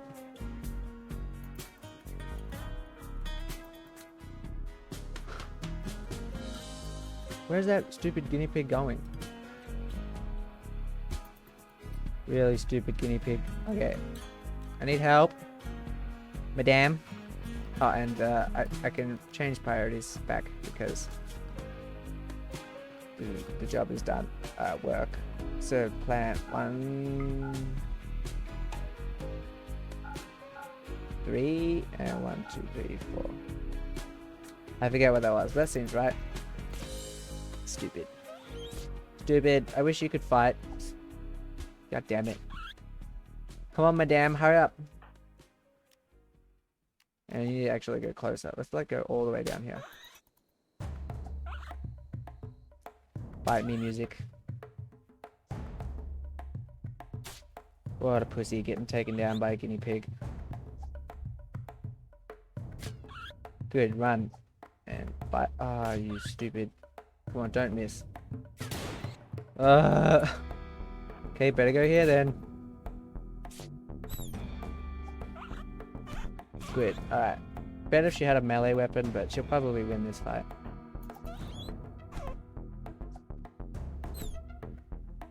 Did I win yet? Eh? Yeah, I won. So that guinea pig will die. The warg might eat it. Okay, good, so she'll treat herself. Or death in 9 hours from all the bleeding.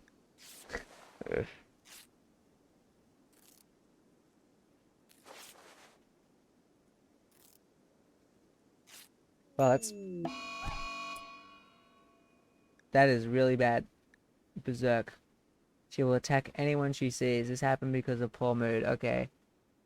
Troy, need you to go on a melee attack. She might actually lose this fight because she's wounded and she's going up against a warg. Yeah, she fucking lost the fight. I'm not surprised. Okay, come in and rescue her. I hope this guy's okay. Yeah, he'll be fine. Stupid.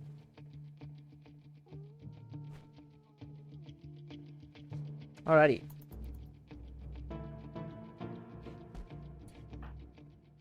Oh, she's about to die. Troy, do you have medical capacity? Yeah, everyone's capable of it. So he's going to tend to her. Ah, shit. If she dies, I'll be so mad. So she can't walk, so she can't tend to herself. I don't need him to do a good job. I just need him to do a job. Because she's almost out of blood, which is why these aren't making a big change. Come on, come on, come on. 2 hours, 3 hours. Okay, it's slowly going up. She'll live. 12 hours. 6. So she's going to be in bed for like a day. So good, they're at 9, meaning I can make them do it if I need to. I can micromanage that shit. Oh, and I just realized my warg does not have access to food. So animals, zones. Okay, zone. Expand area. So this needs to go all the way in here. So now Ruby can now wander into the kitchen and eat food that's ready to go. Is she even hungry? Needs food. She's about to be. Major break risk. Why? What's wrong with you? In pain. Yeah.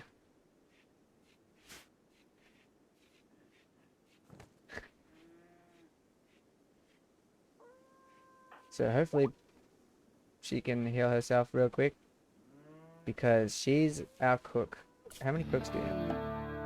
Doctor request opportunity. So this is our first quest.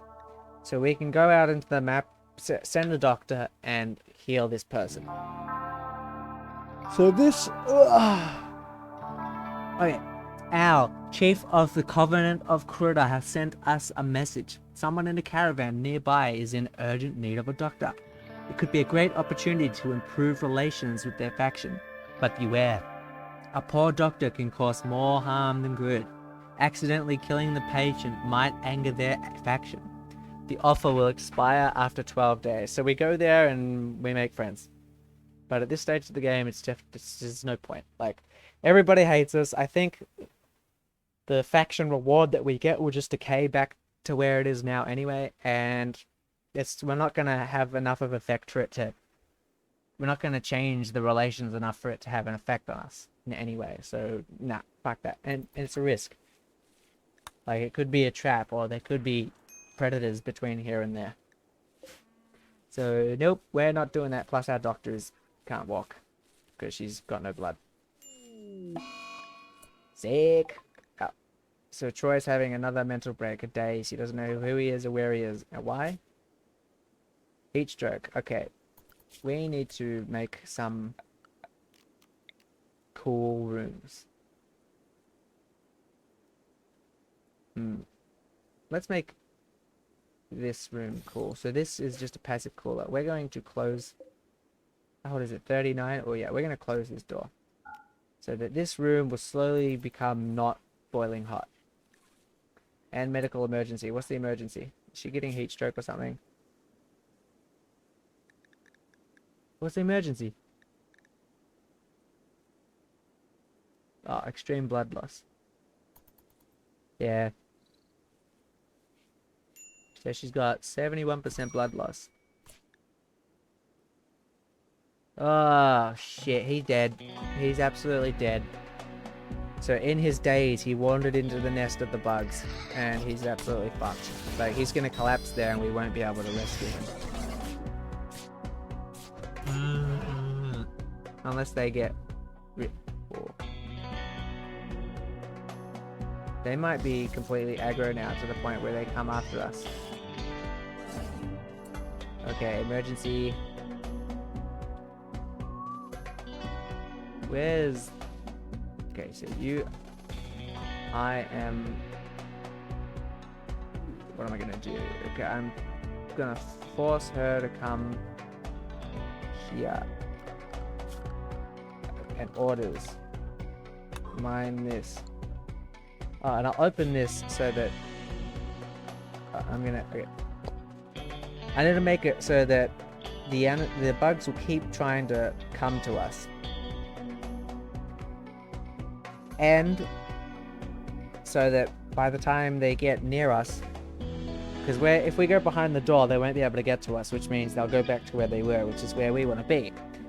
So we need to delay the door closing. So we're going to leave this door to hold open. So she'll walk through here, walk around here, come in here. The door will stay open, which means the bugs can still come around here and try to catch us.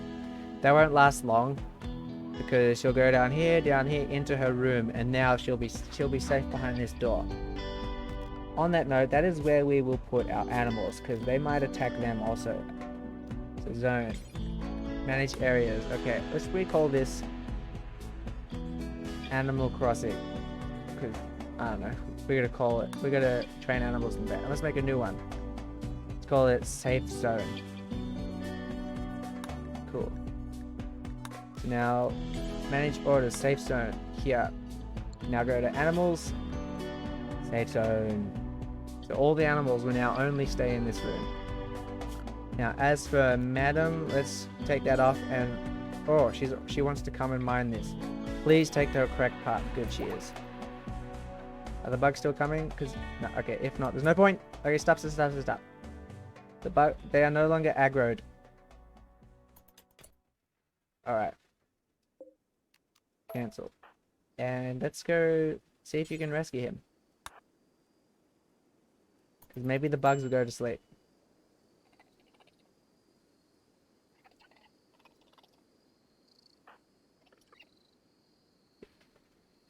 How long's he got to live? 5 hours? Oh, yeah, they went to sleep. This one didn't. Come on, you can do it. Okay, where's our... Maybe we should have got an animal to come with us. Okay. Animals. Okay, Muffalo, unrestricted. Ibex, unrestricted. Ruby Wog.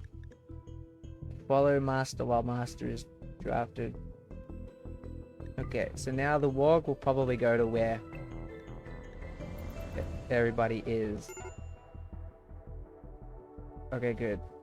So now, okay, I need to do some emergency medical treatment because Troy will be dead in a few hours.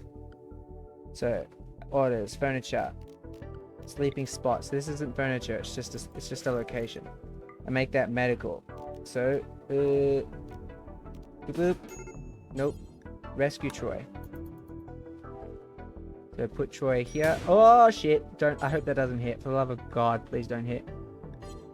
So I need to prioritize tending, but what that'll require is her to go all the way back to base, grab the medicine, and come all the way back. That's gonna take too long. So I need to make it that doctor does not use medicine. Okay, good. You fucking suck. Good. Rest until healed. No, prioritize tending Troy. Good. So, because he's gonna die in a few hours. Sick. And where's Ruby? Is Ruby coming? Ruby will be backup help. Nope, they're all asleep. Sick. Dead in 3 hours, dead in 4 hours. So all she's doing is stopping the bleeding. Oh, that was tight. 5 hours. Okay, 7 hours. Cause yeah, oh, he's got no, he's fuck. The close one, guys. Oh, this is the worst. Okay, 19 hours. Where's the hair? Okay, he'll be dead in 19 hours, but that's enough time for us to get back to base. So, sleeping spot. Bye-bye. Rescue Troy. Priority. So hopefully we can run faster than this stupid rabbit. We cannot. Okay. Fight this bitch. Hopefully we can knock out the hare. Where's the warg? Animals. Animals. Come on, Ruby, wake up. I was hoping Ruby would, you know, follow Madam around.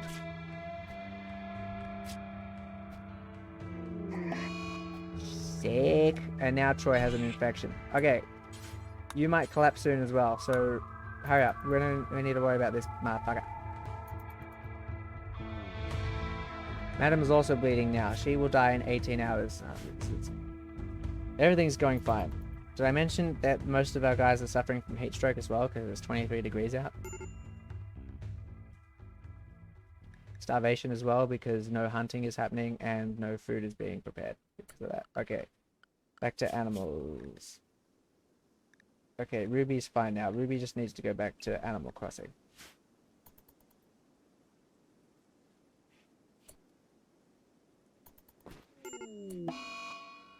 And Madam has suffered a mental break.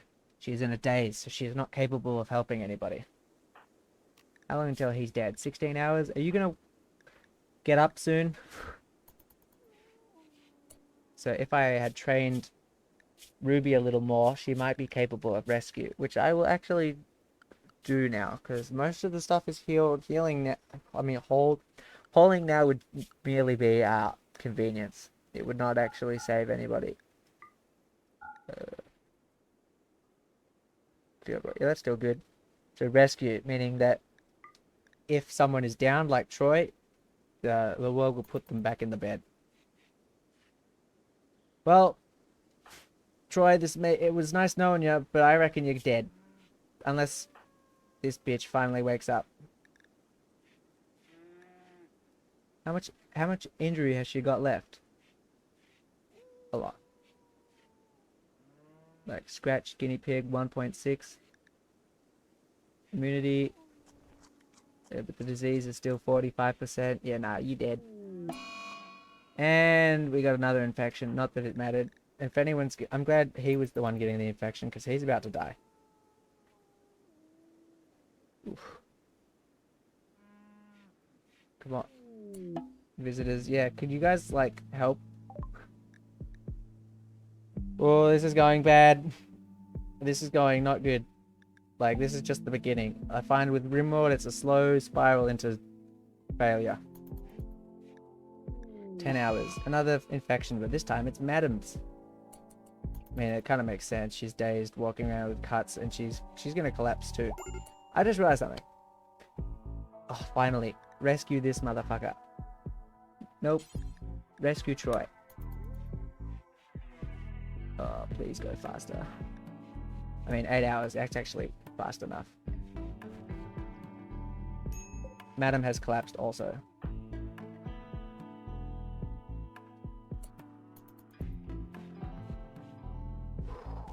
Okay, how's he doing? How long's he got? 6 hours. How long has Madam got? 9 hours. 8 hours. 5 hours. Oof. I think this guy's more important. Like, Madam's good for mining, but we're kind of okay with mining. But this guy's about hunting, and she's cooking. So these two will be able to live without Madam, but Madam and Procene will be able to live. I mean, Procene and Troy can live without Madam, but Madam and Procene will struggle to live without Troy. Okay, I was hoping for this earlier. So if everyone collapses, a man comes and helps everybody. Okay, let me think here for a sec.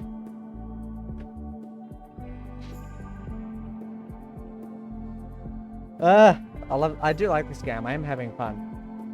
But just god damn it. Because she's not at risk at dying. Neither is he.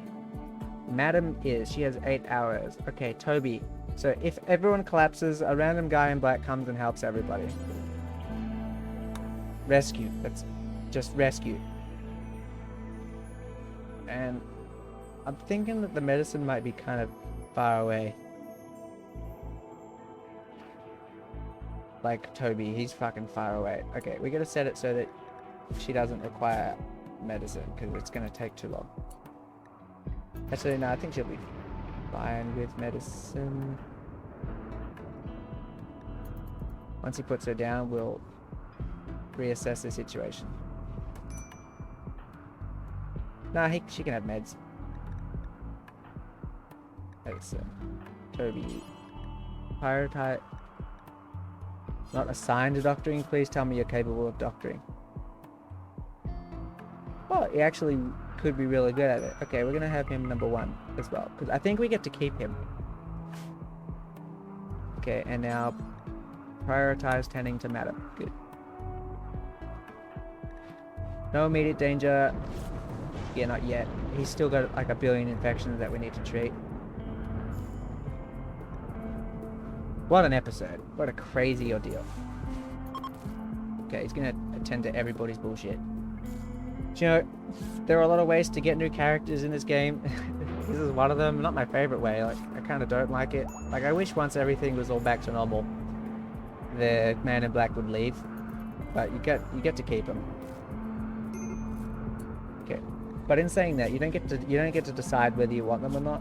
Like, they come whether you like it or not. And this guy's actually kind of shit. But he's good at melee. That's nice to know. So when he's done with all this, we will give him the knife. And artistic. So we will... Okay, what jobs can we give him? That one is incapable of firefighting. That's interesting. Bed rest basic. Because... what's the artist? We'll put that number 2 because that's what he's good at. Research. Yeah, that's 3 for now. Cleaning. Okay, we'll make that number 2 because cleaning is kind of important. Hauling. Yep. Crafting. You don't have a passion for that, so we'll put that at 4. That should be a 3. Taylor. No, we don't need any of this stuff yet. We'll worry about that later. Mining. 4. Okay, that's good enough for now. Oh, and let's give this guy medicine, because he's gonna fucking need it. Help. Medicine. And boop, boop, try again. Oh, it's basically done. Shit. Okay, Toby needs a bed. Toby needs a bed. Oh.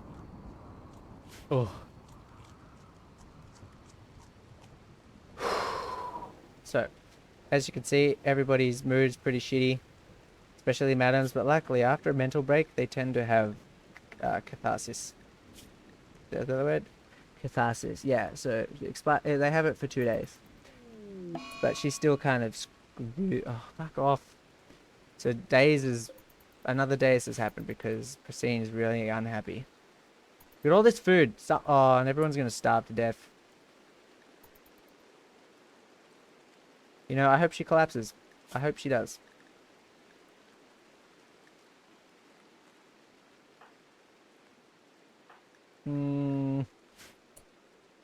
What can we do about this?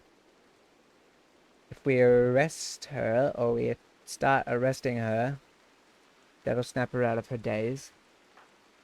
So let's do that. Let's arrest her. Try to arrest 60% chance. Okay. Cannot arrest. No reachable, unreserved, enclosed, prisoner marked. Okay. So we need to make a prison. Okay, we'll make a temporary prison. Orders. Structure. Furniture. So if we arrest her, her day's status will be removed. And then if we then put her in here, she'll no longer be a colonist, she'll become a prisoner. But alternatively, if we drop her before she ends up in here, she'll be fine. Because we need to fucking do something. Alright, so we got the place down, the temperature is safe, and it's an enclosed area. 4 prisoners, good. Click on her. Try to arrest. Good. Good. We did it, and now just put her down. Oh, nope, the daze is still happening. Oh well, that was a nice try. I thought that would work. Well, RIP. Okay, let's check their health. And needs. Food, okay. Okay, dying. Let's check. Catharsis, spacious, awful, sick, quite comfortable, spacious interior, awful bedroom, sick, recreation applied, greedy and ugly environment, mind-shattering pain, advanced starvation. Okay, I can barely move or think about anything but food. My stomach hurts like never before. I feel like I'm going to pass out. Okay, so she's close to death from lack of food. Everyone else is fine with food though.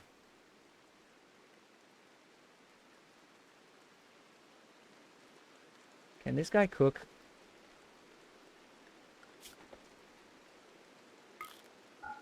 Put that at 1. Now we just need this guy to just do something. Do some butchering. Just butcher, butcher, butcher, butcher, butcher. Okay, that didn't work, so I'll delete that. Deconstruct. Expand this so that the space that was just taken up gets retaken. Please give us enough. Okay, and prioritize cooking at fueled station. Good, make 2 meals. They'll probably give food sickness, but I don't care. Oop, nope. No. Okay, animals. What animal is this? The muffalo? Okay, save zone. So instead of eating the food that we just made, she's gonna go to the save zone. Because we do not want the animals eating this food. Because these guys can go eat they can go eat grass. Now, Toby. Who's dying of hunger? Fire. Food. No, it's Troy that's dying of food. Yeah? Help. Okay. Troy. Prioritize tending. Prioritize feeding Troy. We did it, guys. We're gamers. They'll probably get food sickness, though, which means we need to hurry up with it, because this place is so fucking dirty. Troy died. Sick! Yeah, he died of hunger. Oh, infection, actually, because we didn't treat it properly.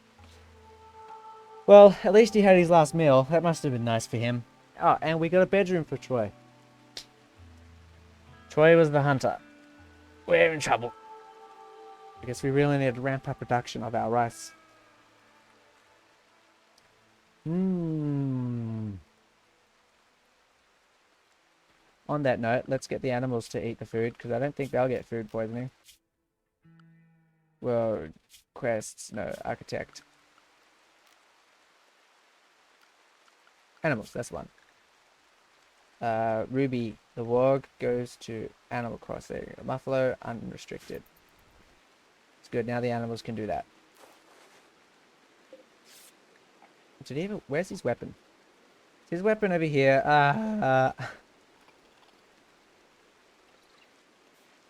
Okay, Troy, what do you think about shooting? Not the worst thing in the world, but a knife would be much better for you.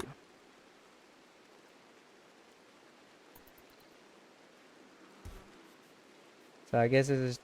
Oof, that's the wrong bed.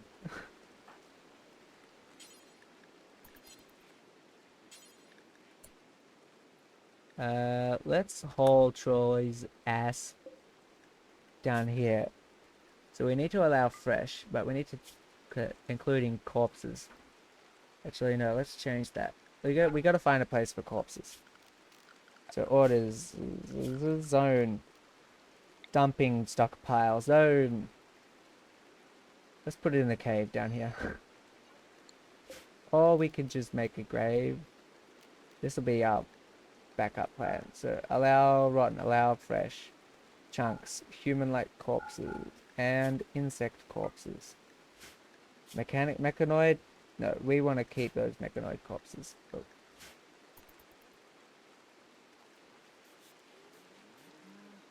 Good. Clean, clean, clean. Actually, can you clean the kitchen first? And then we really need to make the door so that the kitchen is considered clean. Okay.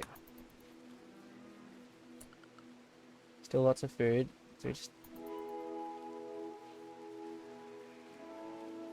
Okay, stop cleaning and prioritize this stupid door. What's wrong now? Critical alert. Extreme break risk. Who? Ah. Equipping a revolver. So I have a mod that makes them pick up weapons that they dropped. Resting. Yep, fair enough. Go to bed. Okay, death. Troy. Day. Yep. Infection. Mad hair. Good. Toby has a relationship with his colleague. She's Madman's husband. Oh! These two are actually married. I didn't know that, so we should... Because I was too panicked. Panic. So sure. So they probably have a debuff because they want to sleep together. Okay, want to sleep with Toby. Yep, Colin has died. Soaking wet, awful bedroom, slept in the heat. My friend Troy died. Minor pain, unsightly environment, sick. My brother Troy died. Oh, that sucks. Recreation staff. Yeah, she's gonna suffer a lot now. Poor Troy. He was like a brother to me.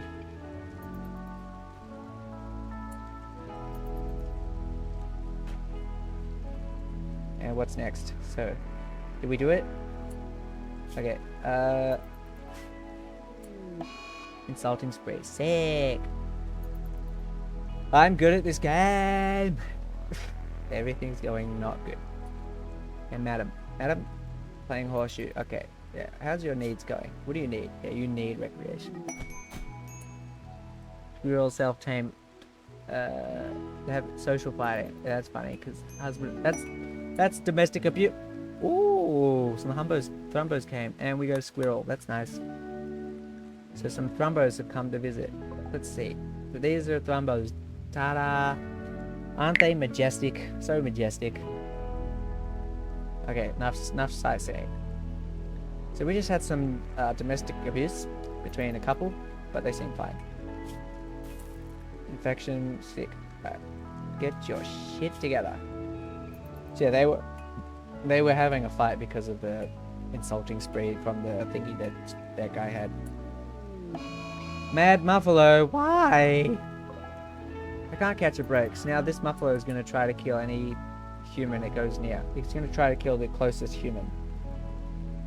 Man, my luck is but resting. Why do you want to rest? Why are you going to rest so much? In fact, no. Can you cook something? Can anybody... Madam, you cannot cook, but we're going to change that. So that in mental state, psychotic wandering. But what is she doing? It looks like she's sleeping. Ah, nope, she is not. Well, that Muffalo is going to come near everybody. Okay, if anyone tries to go outside, I need to get them to use the buddy system. Take out this mad Muffalo. Unless it... Like, we don't need to go outside. Fuck that. Let's just disallow the use of this door. Unless you're in a mental state where you can't actually think about that.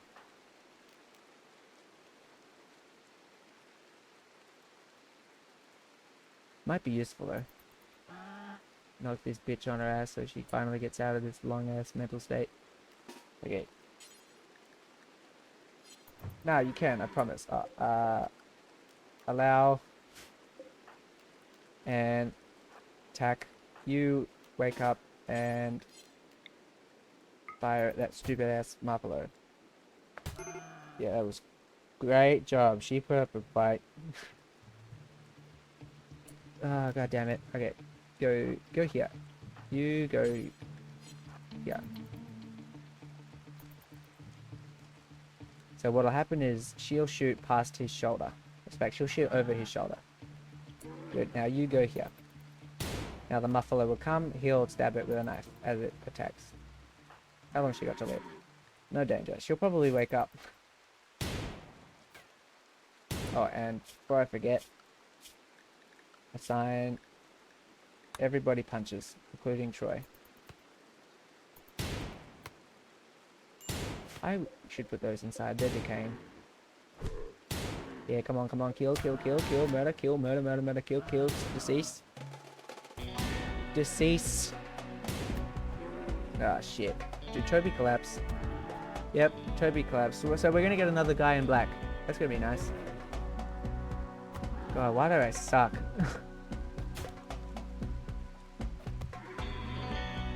Come on, you can do it. And everybody's collapsed. We're gonna get another man in black. Hopefully this one's a little better.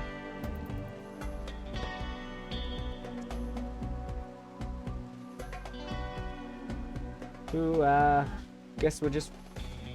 Guess I'll die. How is anyone actually in danger of dying? Only this one. This is fine.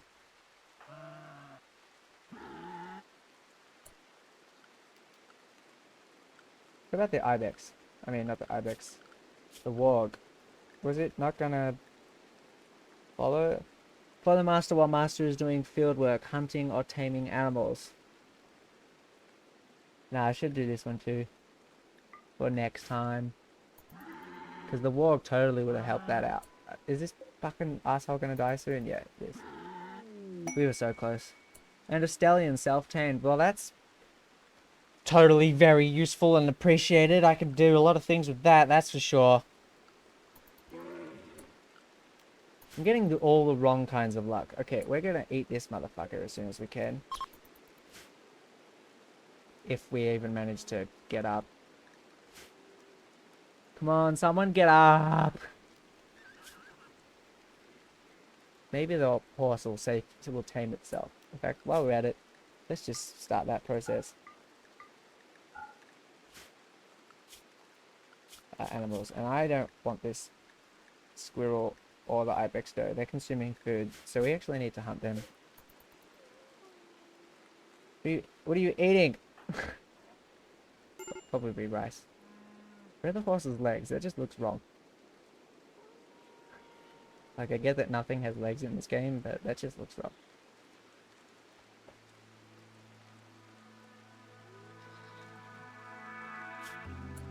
"12 hours till death." Why can't this guy get up? Ah, because everybody's starving. Malnutrition.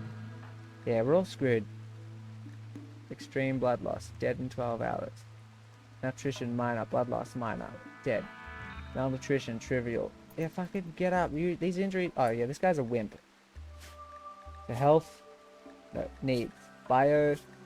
Pyromaniac, which means that when he gets upset he lights fires and he's incapable of firefighting. Wimp means he gets knocked down easily. Kind means that he's just a kind guy. Means that he has good relationships with people quickly. And he doesn't insult much. Actually, that's kind. Toby is exceptionally kind. He has a special way of using kind words to brighten someone's day. He never insults others and never judges people by their appearance. That is false. He had an insulting spree before.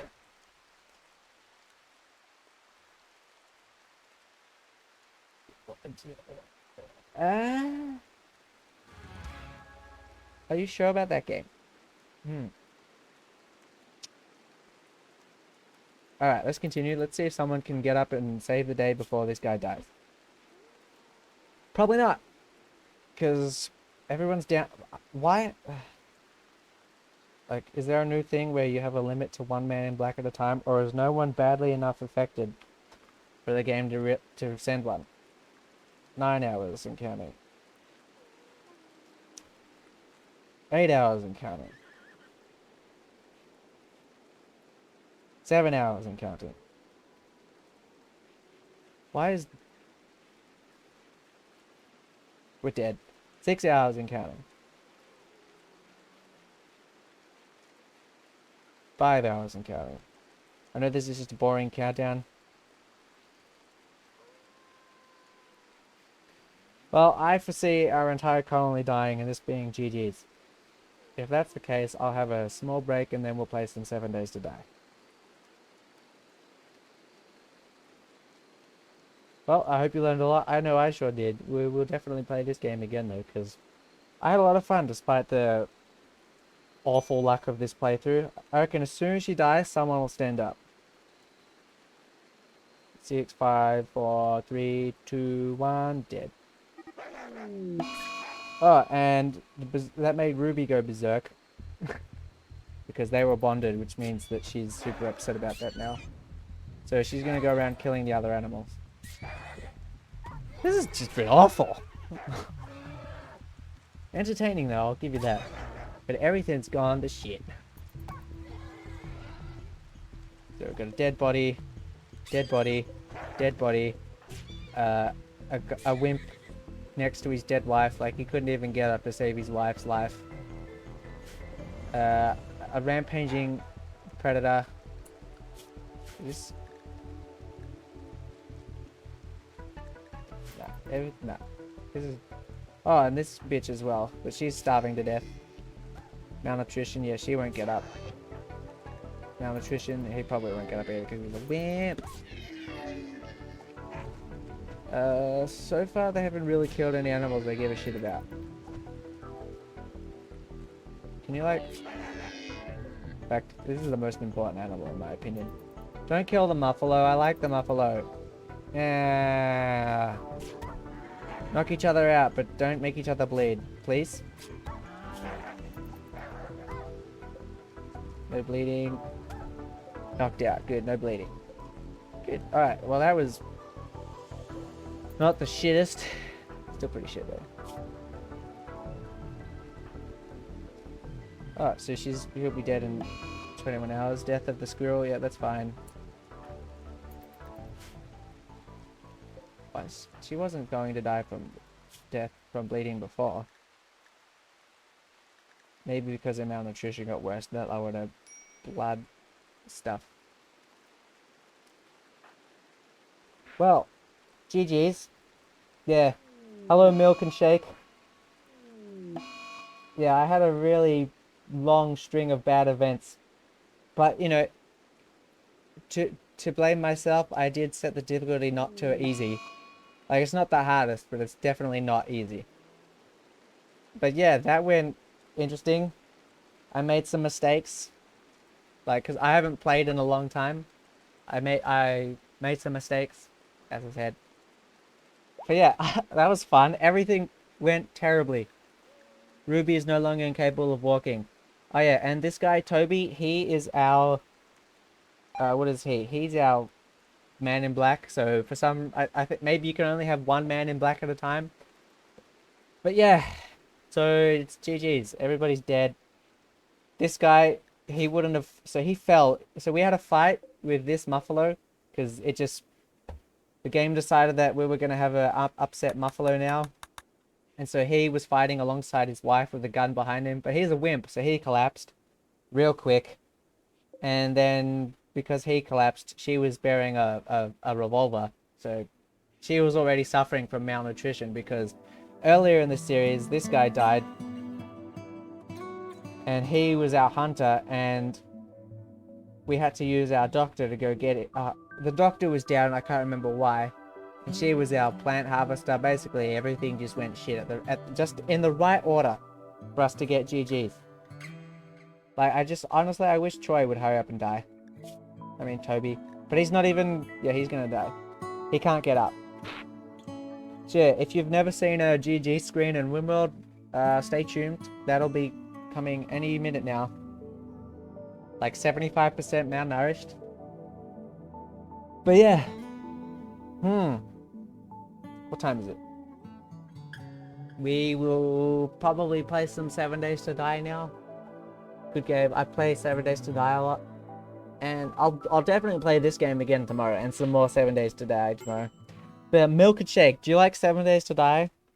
In fact, you're the only one watching. If you want me to keep playing this game, like if you want me to restart, I'll do that. Or if you want me to play 7 Days to Die, which I would like to do, I'll do that. If you say nothing though, that's okay. I'll just go play 7 Days to Die. But thanks for coming. Thanks for chatting.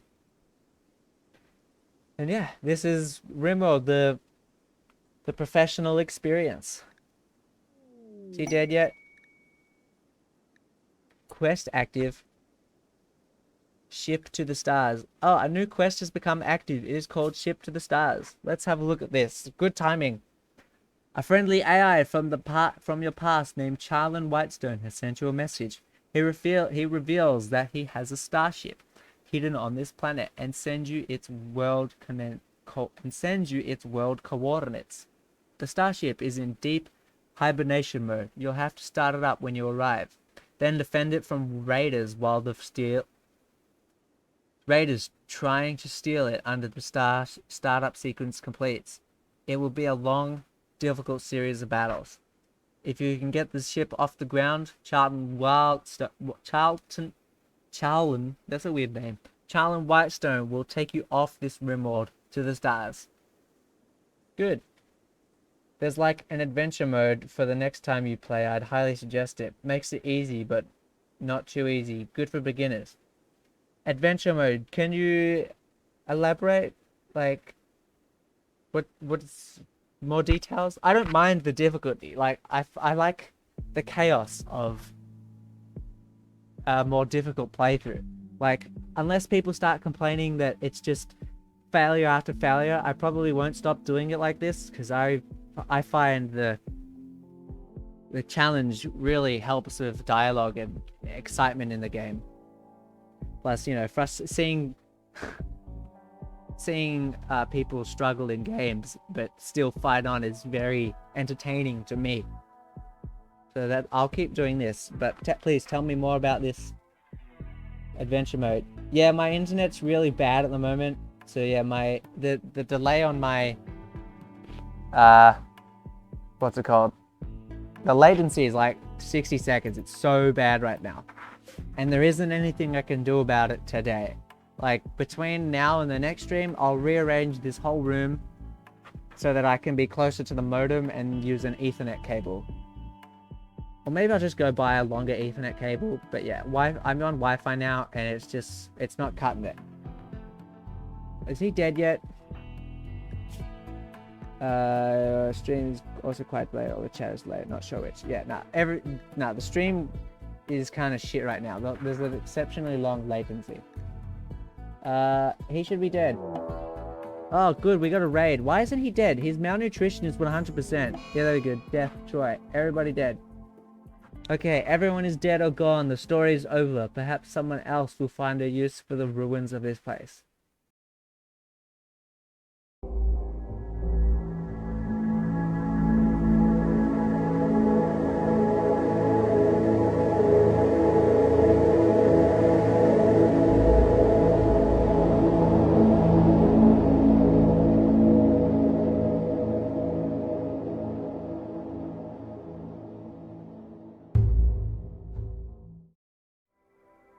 We died. We tried. Our internet is fried. I cried.